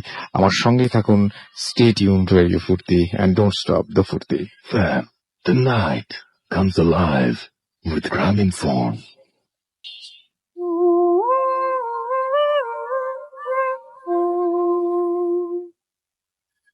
Welcome back. আতিকুর আমাদের লিখেছেন রাজশাহী থেকে, অনেক ভয় লাগছে, চ্যানেল অফ করে দিলেন তিনি। এছাড়া মুস্তারি আমাদের লিখেছেন যে রাজশাহী থেকে, যে SMS পড়েন না কেন ভাইয়া, আপনার দ্বিতীয় SMS এটা, প্রথম SMS আমরা মিস করছি। তানিশা আমাদের SMS করেছেন, বৃষ্টি হচ্ছে, সব স্টোরি দারুণ। সিলেটে তো বৃষ্টি হয় প্রচুর, আমরা ঢাকায় বৃষ্টি চাই আসলে, এবং সিলেটের ওয়েদার খুব সুন্দর। দীপু আমাদের SMS করেছেন এবং তার ফ্যামিলির সাথে অনেক মানে অনেক ফাইট শুনতে হচ্ছে। আচ্ছা, ওকে, আচ্ছা। আমাদেরকে এছাড়া পাচ্ছি শুভ SMS করেছেন সাথিয়া পাবনা থেকে। এছাড়াও আমাদের শারমিন SMS করেছেন ভোলা থেকে, এবং স্টোরিগুলো তার কাছে ভালো লাগছে। শুভ আমাদের SMS করেছেন রাজশাহী থেকে, এবং আমাদেরকে SMS করেছেন দেখতে পাচ্ছি সোনিয়া। এছাড়া আমাদের SMS করেছেন দেখতে পাচ্ছি মিতন এয়ারপোর্ট কাওলা থেকে, এবং আমাদেরকে SMS করেছেন দেখতে পাচ্ছি যে SB সুজন। এছাড়াও আফিফ আমাদের SMS করেছেন মিরপুর 1 থেকে, এবং তার কাছে খুব ভয় লাগছে। বাবু আমাদের মিরপুর থেকে লিখেছেন। এছাড়া আমাদেরকে রাজশাহী 4ঘাট থেকে আমাদের এখানে SMS করেছেন আশিক সিয়াম। এছাড়া ফিরোজ ওয়াবদা খুলনা থেকে আমাদের SMS করেছেন, লাস্ট স্টোরিটা সুপার ছিল তাই জানিয়েছেন। জিওন আমাদের SMS করেছেন আমাদেরকে আরো অনেকে। আমরা চলে যাব আমাদের পরবর্তী ঘটনায়। আপনার নামটা প্লিজ একটু বলবেন আরো একবার, তারপর আপনার ঘটনায় যাব। হ্যালো রাসেল ভাই, আমি রাকিব, এসেছি গাওলার থেকে। তো রাসেল ভাই, যে পরবর্তী যে ঘটনাটা বলবো সেটা একটি অ্যাম্বুলেন্স নিয়ে। আমাদের একটি ড্রাইভার নাম জয়নাল আঙ্কেল, তো উনি আগে গাড়ি চালাতো একটি অ্যাম্বুলেন্সের, কোন একটি মেডিকেলের নাম বলতে নিষেধ করেছে। তো ঘটনাটি ছিল একটি লাশ নিয়ে, তাকে একটি লাশ নিয়ে যেতে হবে ঢাকার বাইরে। তো এই সময়টিতে তিনি ছিলেন হসপিটালে। তো এখানে আপনার একটি যারা আত্মীয় স্বজন আছে লাশের, তারা অনেক রিকোয়েস্ট করলো যে হ্যাঁ আপনি নিয়ে যান লাশটি। তো উনি বলতেছেন যে না, এখন অনেক দেরি হয়ে গেছে, এটা সকাল সকাল হলে ভালো হতো। একটি পর্যায়ে না, আত্মীয় স্বজনরা বলছে যে হবে না, আপনাকে এখনই নিতে হবে, তো এটা সব রেডি আছে, আপনার জানাজা হলে এটা মাটি দিয়ে দিবে। তো ঠিক আছে, একটি পর্যায়ে সে রাজি হলো এবং তার সহকারীকে বললো যে চলো গাড়িতে চলো, একসাথে চলে লাশটি নিয়ে যায়। আর সেখানে দেরি না করে, যেহেতু ঢাকার বাইরে যেতে হবে তো তাড়াতাড়ি রেডি হতে হবে। আচ্ছা। একটি সময়ে তারা রওনা দিল। ঢাকা পার হতে হতেই রাত হয়ে গেল। রাত হয়ে যখন ঢাকা পার হয়ে তারা গ্রামে প্রবেশ করলো, ওই সময়টিতে আনুমানিক 2টা বাজে। তো একটি পর্যায়ে যেতে যেতে দেখা যায় যে উনি যে ড্রাইভার জয়নাল আঙ্কেল, তিনি বলে তার সহকারীকে, চলো অনেক তো গাড়ি চালিয়েছি, তো একটু কিছু খেয়ে নিলে দেখা যায় ঘুম ভাবটা চলে যাবে। তো একটা পর্যায়ে দেখা যায় রাস্তা থেকে নেমে কিছুটা দূরে দেখা যায় যে একটা দোকান আছে, চায়ের দোকান। তো উনি গাড়িটা রাস্তার সাইডে রেখে ওরা দুজনে চলে আসলো সেই দোকানটিতে। দোকানে এসে বসলো। কিছু খাওয়া দাওয়ার পর সহকারীকে বললো, যাও তুমি যাও, গাড়ি থেকে বসো, আমি আসতেছি, আমি বিল দিয়ে আসতেছি। একটি পর্যায়ে যে সহকারীটি চলে গেল, সে একটু পর দৌড়ে আবার ফেরত আসলো, সে হাঁপাইতে আছে। তো জয়নালকে জিজ্ঞেস করলো, কি রে তোর কি হয়েছে? পরে বলতেছে, ওস্তাদ সামনে যেটা দেখতে পেলাম, যে গাড়ির সামনে দেখলাম যে গাড়ির যে পিছনে যে লাইট জ্বলছে, সেখানে দেখতে পেলাম যে ছায়াটা দেখতে পেলাম যে লাশটা বসে আছে। তো জয়নালকে বলতেছে যে না, তুই এটা হয়তো বা ঘুমেতে ভুল দেখছিস, এটা কিছু না, ঠিক আছে? করে না, কয় আমি দেখছি, যেটা দেখছি শিওর দেখছি। তো বলছে না, তুই ভুল দেখছ, আচ্ছা আস আমার সাথে আস। পরে ওনারা দুজন গাড়ির দিকে আগাচ্ছে, দূর থেকে দেখতে পেলো একটা পর্যায়ে যে ঠিকই লাশটি বসে আছে ছায়াতে, সেটা দেখতে পেলো। গাড়ির পিছনটিতে দেখতে পেলো যে লাশটা বসে আছে। তো তারা তো দেখলো আসলেই তো, আপনার জয়নালকে বললো আসলেই তো লাশটা তো বসে আছে, তো কি করা যায়? তো গাড়ি তো বসতে পারতেছে না, খুব ভয় পাচ্ছে দুইজন। তো ওরা কি করলো, যে গাড়ির আপনার অ্যাম্বুলেন্সের যে ফ্রন্ট সাইডটি আছে, গ্লাসটি, সেই গ্লাসটির সামনে এসে দাঁড়ালো এবং উকি দিয়ে দেখতে চেষ্টা করলো যে আসলে লাশটি এখন মানে কি অবস্থায় আছে। তো এখন চিন্তা করতেছে যে গাড়িটা কি চালাবো না। তো একটি পর্যায়ে যখন উকি মেরে দেখতে চায় যে লাশটির কি অবস্থায় আছে, হঠাৎ করে দেখে লাশটি তাদের সামনে এসে দাঁড়িয়ে আছে। এইটা দেখে তো সহকারী একদম অজ্ঞান হওয়ার অবস্থা, মানে একটা চিৎকার দিয়ে অবস্থা। জয়নাল আঙ্কেল কোনো কথাই না বলে তার হাতটা ধরে দিল এক দৌড় দিয়ে ওই দোকানের সামনে যেয়ে তারা দুজন খুব হাঁপাইতে লাগলো। তখন দোকানদার বললো যে কি হয়েছে, তখন তারা বললো যে এই ঘটনা। সেই থেকে তারা আর গাড়ির কাছে যাচ্ছে না, বলছে যে ঠিক আছে, যেভাবে থাক এখন থাকুক, দেখা যায় পরে কি হয়। গ্রামের যে মানুষগুলো ওনারা তাড়াতাড়ি উঠে যায়, প্রায় ফজরের পরপরই তারা উঠে যায়। ওনারা ওয়েট করলো, প্রায় 1-1.5 ঘন্টার মতো ওয়েট করলো। আজান দিল, তো ফজরের সময় কিছু মানুষজন আসলো, এসে তাদেরকে সবকিছু খুলে বলি এই ব্যাপার। তখন আচ্ছা ঠিক আছে, তো কয়েকজন মিলে তারপর গাড়িটার সামনে গিয়ে দেখলো, চেক করে দেখলো সব ঠিকই আছে, কোনো সমস্যা নেই। তারা রাত্রে যা দেখেছে এটার মধ্যে কিছু মিল নেই, সবকিছু ঠিক আছে। আচ্ছা ঠিক আছে, তো গ্রামের একজন মানুষ নিয়ে গাড়িটাতে বসলো এবং গাড়িটাতে চালিয়ে তার পরিবারের কাছে হস্তান্তর করে দিল লাশটি। ঠিক তখন তারা কি করলো, যে সেখানে একটা গোসল করে আবার ঢাকায় ফেরত আসলো। আসার পর সেই জয়নালাকে সেই অ্যাম্বুলেন্সের জবটা ছেড়ে দিল, তখন থেকে সে আর ড্রাইভারি করেনি। ওকে, অনেক ধন্যবাদ আপনাকে আপনার ঘটনার জন্য। আমি দেখতে পাচ্ছি যে মেঘ বালিকা আমাদের লিখেছেন, শুনছি অ্যান্ড অলওয়েজ শুনবো, লাভ ইউ ভূত এফএম, আমাদের ফেসবুকে লিখেছেন। থ্যাংক ইউ ভেরি মাচ আমাদের সঙ্গে থাকার জন্য। মাসুম হাসান আমাদের লিখেছেন যে হ্যালো রাসেল ভাই, কেমন আছেন? জিজ্ঞাসা করবো না, আপনি সবসময় ভালো থাকেন। তাই ব্যাকগ্রাউন্ড মিউজিকটা যদি একটু ভয়ানক করতেন, যেমন পানির কোনো শব্দ আসলে ব্যাকগ্রাউন্ডে সেই পানির শব্দ, কিংবা দরজা খোলার শব্দ আসলে দরজা। আসলে আপনার অ্যাডভাইসের জন্য আপনাকে অনেক ধন্যবাদ, চমৎকার অ্যাডভাইস দিয়েছেন এবং আপনার এখানে বেশ কিছু লাইকও দেখতে পাচ্ছি আমরা, এবং অনেকে এটা চাচ্ছেন, সেটাও লিখছেন কমেন্ট করে আপনাকে। ব্যাপারটা হচ্ছে যে এটা কিন্তু খুবই সম্ভব, এবং এরকম হয়তো ঘটনা আপনারা শুনবেন যে ঠিক যখন পানির কথা বলছে তখন পানির শব্দ হচ্ছে, ঠিক যখন দরজার কথা বলছে তখন দরজার শব্দ হচ্ছে।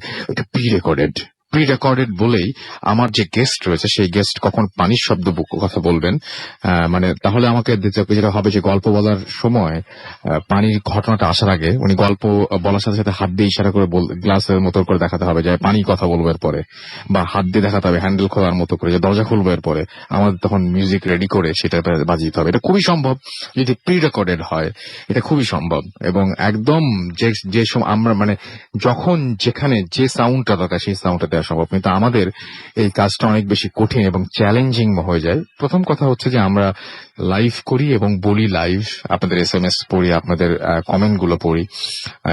এটাতে বুঝতেই পারবেন যে SMS গুলো লিখছেন সেগুলো পড়া হচ্ছে, যে কমেন্ট গুলো লিখছেন সেই কমেন্ট গুলো পড়া সবচেয়ে বড় ব্যাপার, যেটা ফেসবুকে লিখছেন। এবং আপনারা আসছেন, আপনাদের সাথে আমরা বিভিন্ন শহরেও যাচ্ছি, এবং এটা চ্যালেঞ্জিং হয়ে যায় এই কারণেই যে ব্যাপারটা এই জন্য চ্যালেঞ্জিং যে আমি জানি না যে আমার গেস্ট এখন কোন মুহূর্তে পানির কথাটা বলবেন বা কোন মুহূর্তে উনি দরজা খুলেছিলেন এই ব্যাপারটা বলবেন। কিন্তু এটা যদি আমার কাছে রেকর্ডেড করা থাকতো, আমি তো শুনে শুনে সেই জায়গাটায় সেই পানি এবং দরজা খোলা শব্দটা দিয়ে দিতে পারতাম। তো আমরা একটু প্রবলেমে আছি, এবং আপনারা তারপরেও যে আমাদেরকে শোনেন এই জন্য আমাদের মাঝে মাঝে খুব অবাকই লাগে। এন্ড অনেক ধন্যবাদ আপনাদেরকে, অনেক ধন্যবাদ। আমরা এছাড়াও দেখতে পাচ্ছি যে আরো অনেক এখানে দেখতে পাচ্ছি অনেকেই লিখছেন।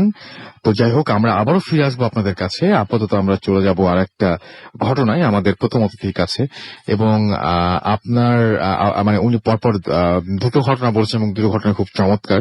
আপনি বলছিলেন যে আপনার ম্যাটারনাল সাইডে আপনার অনেক এরকম ঘটনা আছে, মানে ব্যাপারটা কি, কেন কেন? রাসেল ভাই, যেটা হচ্ছে যে একটা জিনিস আমরা জানি যে আমার ম্যাটারনাল সাইডটা অনেক রিলিজিয়াস অ্যাকচুয়ালি। আমার নানা মামা সবাই খুবই রিলিজিয়াস, এন্ড ওনারা কখনো কোনো অ্যাডভাইস চেতে গেলেও শুধু এতটুকুই বলে যে নামাজ পড়বি শুধু, এমনটাই রিলিজিয়াস। তো এদের সাথে যেটা হয় দেখছি যে যারা দুষ্টু জিন বলি আমরা, যেসব অনেক ডিস্টার্ব করতে চায় সো দ্যাট ওরা এই এবাদত যেটা করতে না পারে। তো এই রিলেটেড এরকম অনেক কিছু ওনাদের সাথে অ্যাকচুয়ালি হয়। যেরকম যদি বলেন একটা গল্প শেয়ার করতে পারি। আমার একটা কাজিন আছে, আমার চেয়ে ছোট, তো সে খুব অল্প বয়সে সে কোরআনে হাফেজ হয়ে গেছে আর কি। তো তাকে হচ্ছে তার সাথে রেগুলার খুব ডিস্টারবেন্স হতো তার সাথে, হ্যাঁ, এই জিন পরি এগুলা ডিস্টার্ব করতো। তো এটার জন্য তাকে একটা তাবিজও দেওয়া হয়েছিল আর কি। তো একদিন এই ঘটনাটা অ্যাকচুয়ালি নোয়াখালী আমার নানা বাড়িতে ঘটা। যেটা হয় যে সে একলা তার ঘরে থাকে, আমার মামা বাইরে থাকেন, মামি রান্নাঘরে থাকেন। তো সে একলা ওর ঘরে থাকে, কিছু একটা করতে থাকে। এই সময় সে টের পায় যে তাকে পিছন থেকে কেউ একজন নক করতেছে আর কি, গায়ে ধাক্কা দিচ্ছে। সে ঘুরে তাকায়, যেটা দেখে যে অসম্ভব লম্বা আকৃতির একটা কিছু, লোমশ শরীর তার, হ্যাঁ, জাস্ট লাল চোখ, হ্যাঁ, এরকম একটা কিছু তার দিকে তাকায় আছে। এন্ড সে চেষ্টা করছে তার গায়ে যে তাবিজটা, ওই তাবিজটা তার কাছ থেকে ছিনায় নেয় আর বারবার তাকে এরকম বারবার অ্যাপ্রোচ করছে, কিন্তু সে সামহাও সাইড কেটে এড়ায় যাচ্ছে তাকে। একটা টাইমে যে খাটে সে বসে আছে, এই খাট নিয়ে সে নাড়াচাড়া দোলানো শুরু করলো, একদম আঁচড়ানো শুরু করলো খাটটাকে, যে ছেলেটাকে সে ওখান থেকে ফেলে ওকে নিয়ে সামহাও ওই তাবিজটা সে নিবে। তার সাথে রীতিমতো মানে একদম গলা টিপে ধরার মতো অবস্থা, যে খাটে বালিশ দিয়ে তাকে চাপা দিয়ে দিচ্ছে, এরকম পরিমাণে অবস্থা। কিন্তু আমার ওই কাজিনটা, সে যেহেতু দোয়া দুরুদ জানে, মনে সাহস ছিল, খোদার প্রতি একটা হ্যাঁ, তো সেও ওই জন্য এক্স্যাক্টলি ভয় পেয়ে হার মেনে যাওয়া, যে ওই জিনিসটা সে করে নাই আর কি। তো সেও যেটা করে যে হি ফাইটস ব্যাক, যে হাতের কাছে বালিশ টালিশ যা থাকে ওগুলো নিচে ছুঁড়ে মারা শুরু করে। অনেক সাহসের কাজ কিন্তু এটা, মানে ওইরকম একটা পর্যায়ে এটা কিন্তু অনেক সাহসের কাজ, একটা চ্যালেঞ্জ করে বসা বা ফেস করা সব প্রবলেমটাকে, একটা অন্ধকার জায়গা, রাইট। হ্যাঁ, সে কিন্তু বয়সে তখন অনেক ছোট, হ্যাঁ, 15-16 বছর এরকম হবে হয়তো তার এইজ। তো ওই টাইমে তখন সেও এরকম এটা সেটা ছুঁড়ে টুড়ে মেরে কিছুক্ষণ পর যেটা হয় যে ওই দৈত্যাকার আকৃতিটা ও একটু ব্যাক আউট করে আর কি, সেই নিচে একটু পিছায় আসে। এন্ড আমার ওই কাজিনটা জাস্ট একটা মুহূর্তের জন্য সে কোনো কারণে চোখ বন্ধ করে বা কিছু, চোখটা খুলে দেখে জাস্ট যে জায়গাটা দৈত্যাকার আকৃতিতে ছিল ওই জায়গায় একটা কালো বিড়াল, বিড়ালটা জাস্ট পাশে থেকে বের হয়ে চলে যাচ্ছে। অদ্ভুত।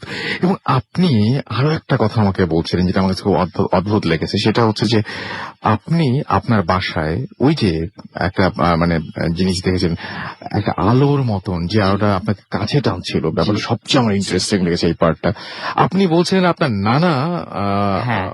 নানাই তো, জি, উনি এরকম একটা জিনিস তার ঘরে দেখেছে, মানে ব্যাপারটা কি হয়েছিল বলেন তো? ব্যাপারটা ছিল যে উনি রাতে তাহাজ্জুদ পড়ার জন্য উঠতে গিয়েছেন তখন আর কি, জাস্ট যেহেতু উঠে দেখে যে তার জাস্ট উপরে 1-2 ফিট হয়তো হবে, একটা আকৃতির মতো একটু ধোয়াটে টাইপের একটা হুম। আকৃতি ওনার উপরে এরকম ভাসছে, ভাসছে, আচ্ছা, ভেসে যাচ্ছে, ওনাকে টাচ করছে না, ক্ষতি করতে যাচ্ছে না কিছু, কিচ্ছু না। কিন্তু জাস্ট যেন মানে একটা সঙ্গ বা একটা কিছু একটা এরকম হতো, হুম। জাস্ট ওনার উপর দিয়ে ভাসছে। এন্ড এই ঘটনাটা উনি আমাদেরকে 2-3 বার উনি বলেছে যে অ্যাকচুয়ালি এরকম ঘটেছে ওনার সাথে। And ওই একই ভাষায় একই বাসায় একই রুমে হুম। এন্ড একই সময়টাতে। এবং দুজনের ঘটনার মধ্যে কিন্তু কিছুটা মিল আছে, যেমন হচ্ছে ওই যে একটু বলে না, কিন্তু আপনার কাছে মনে হয়েছিল যে টানছে, আমার কাছে হয়তো টানছে এরকম মনে হয়নি, কারণ আপনি অনেক ছোট ছিলেন তখন। হ্যাঁ, জিনিসটা মোটামুটি সিমিলার, সিমিলার। হ্যাঁ, কিন্তু আপনারা পরে আর এটা মানে এটা নিয়ে আর কোনো কিছু এটা করেন নাই। নিয়ে আমার অ্যাকচুয়ালি কোনো হ্যাঁ, ইয়া সেটা দেখো একটা কারণ আছে, আমি কারণটা শুনতে চাই। কারণটা হচ্ছে যে, হ্যাঁ বলেন না। কারণটা হচ্ছে যে অ্যাকচুয়ালি আমি কারোর সাথে জিনিসগুলো শেয়ার করি নাই, যে একটা ভয় যে থেকে যায় মনে, অ্যাকচুয়ালি যে এগুলো বলে আবার জিনিসগুলা না জানি রিসারফেস করে, অ্যাকচুয়ালি উঠে আসে না জানি জি। আরো ইনফেকশাস বা কিছু হয়ে ওঠে না রাইট জানি। রাইট, সেই জন্যই অনেকেই ভয় পান। এবং আজকে আমি একটা স্টোরি পড়ি নাই এই জন্যই যে একজন আমাদের লিখেছিলেন, সম্ভবত এই স্টোরিটা আমি পড়ি নাই, লিখেছিলেন যে একটা ঘটনা পাঠিয়েছিলেন এবং তারপরে আবার ঘটনাটা লিখে পাঠিয়েছিলেন এরকম যে আমার স্টোরিটা যেন না পড়া হয়, সো আমি পড়িনি। তো এই ব্যাপারগুলো অনেকেই কিন্তু বিশ্বাস করে না। আপনাদের অনেক শুরুর দিকের একটা ঘটনা মনে আছে কিনা, যে একজন ভদ্রলোক তিনি চেয়েছিলেন যে রেডিও ফুর্তিতে তিনি তার জীবনে ঘটে যাওয়ার সবচেয়ে ভয়ঙ্কর ঘটনাটি শেয়ার করবেন, কিন্তু যতবারই তিনি ইমেইল করেন ততবারই তিনি ফেলিয়ার হচ্ছিলেন, ততবারই তিনি ফেল করছিলেন।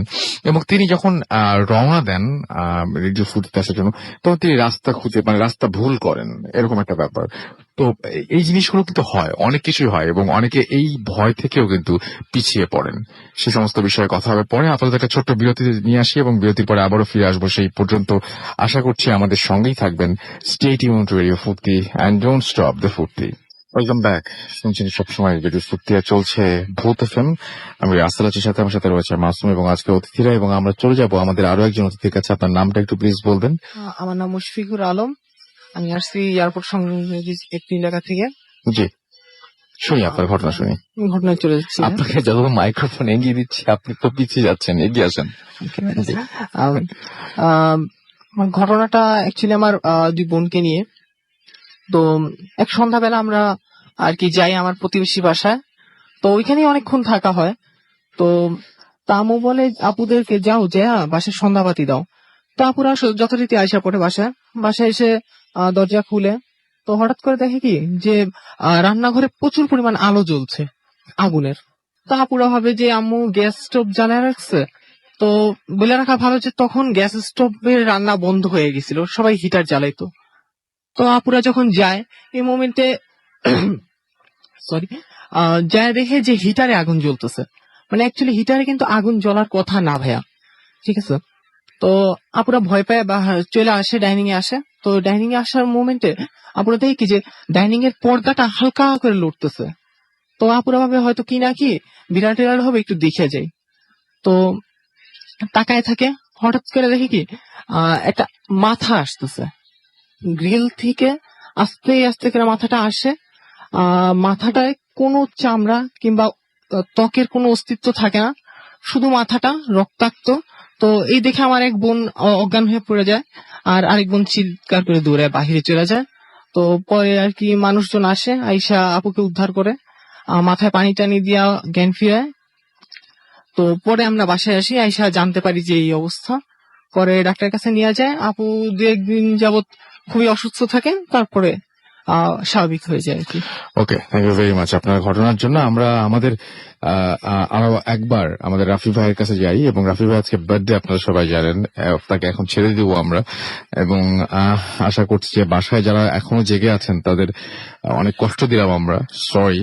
বাট আপনি কিছু একটা রেখে দিয়েছেন আমাদের একদম শেষ মুহূর্তে চলে এসে। আপনি কিছু একটা বলতে যাচ্ছিলেন আপনার ফ্যামিলি নিয়েই। হ্যাঁ জি, জি, রাসেল please. ভাই, যেটা বলছিলাম যে আমার ম্যাটারনাল সাইডে জি। অ্যাকচুয়ালি জিনিসগুলো অনেক ঘটে, এন্ড স্পেশালি সবচেয়ে বেশি ঘটে আমার নানার সাথে অ্যাকচুয়ালি। উনি এবং উনি খুব পরহেজগার বলছেন আপনি, খুবই খুবই pious। religious, হ্যাঁ, যে উনি তাহাজ্জুদের নামাজ সবসময় পড়তেন। এমনকি ওনার মারা যাওয়ার সময় বয়স প্রায় 110 ছিল। ওরে তো বাবা, উনি অলমোস্ট 100 বছর পার করে উনি মসজিদে সুস্থ গিয়ে ছিলেন। নামাজ পড়তেন। হ্যাঁ, উনি এতটাই পরেজগার ছিলেন। তো ওনার সাথে খুব রেগুলার উনি বলতো যে ওনাকে রাতের বেলা নাকি ঘুমানোর পরে বা তাহাজ্জুদের টাইমটা আসলে কেউ খালি চেষ্টা করতো বিছনা থেকে টেনে নামায় ফেলানোর, অথবা বাইরের থেকে এসে খোঁচা দিত। এরকম অনেক হয়েছে যে উনি মানে যেটা হতো অ্যাকচুয়ালি যে জিন বা পরি জি এই জিনিসগুলো এসে ওনাকে অ্যাকচুয়ালি ডিস্টার্ব করতো অনেক, যে ওনাকে খাট থেকে টেনে পা ধরে টেনে অ্যাকচুয়ালি ফেলে দিত খাট থেকে, ওনাকে আহত করার চেষ্টা করতো। এরকমও হয়েছে যে উনি টের পেয়েছে কেউ ওনার পা ধরেছে এন্ড উনি লাথি দিয়েছে অ্যাকচুয়ালি জিনিসটাকে। আচ্ছা হ্যাঁ, উনি ফিল করেছে যে লাথির কন্ট্যাক্টটা হয়েছে একটা বড় শরীরের সাথে। আচ্ছা তারপরে চোখ খুলে লাইট জ্বালায় দেখে ওই জায়গায় যাচ্ছে একটা কালো বেড়াল, এরকম একটা ফিগার বসে আছে। হ্যাঁ, এরকম হতো যে জানালার সাথে ওনার খাট আছে, ওই জানালা দিয়ে কেউ একজন সমানে খোঁচাচ্ছে সমানে ওনাকে।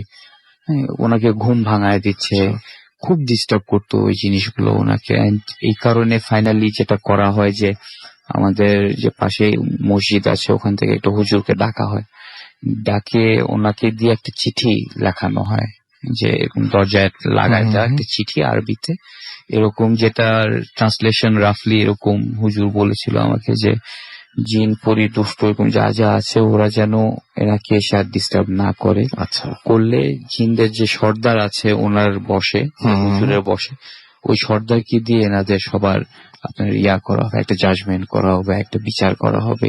তারপর থেকে জিনিসগুলো তারপর থেকে জিনিসগুলো Okay. অনেক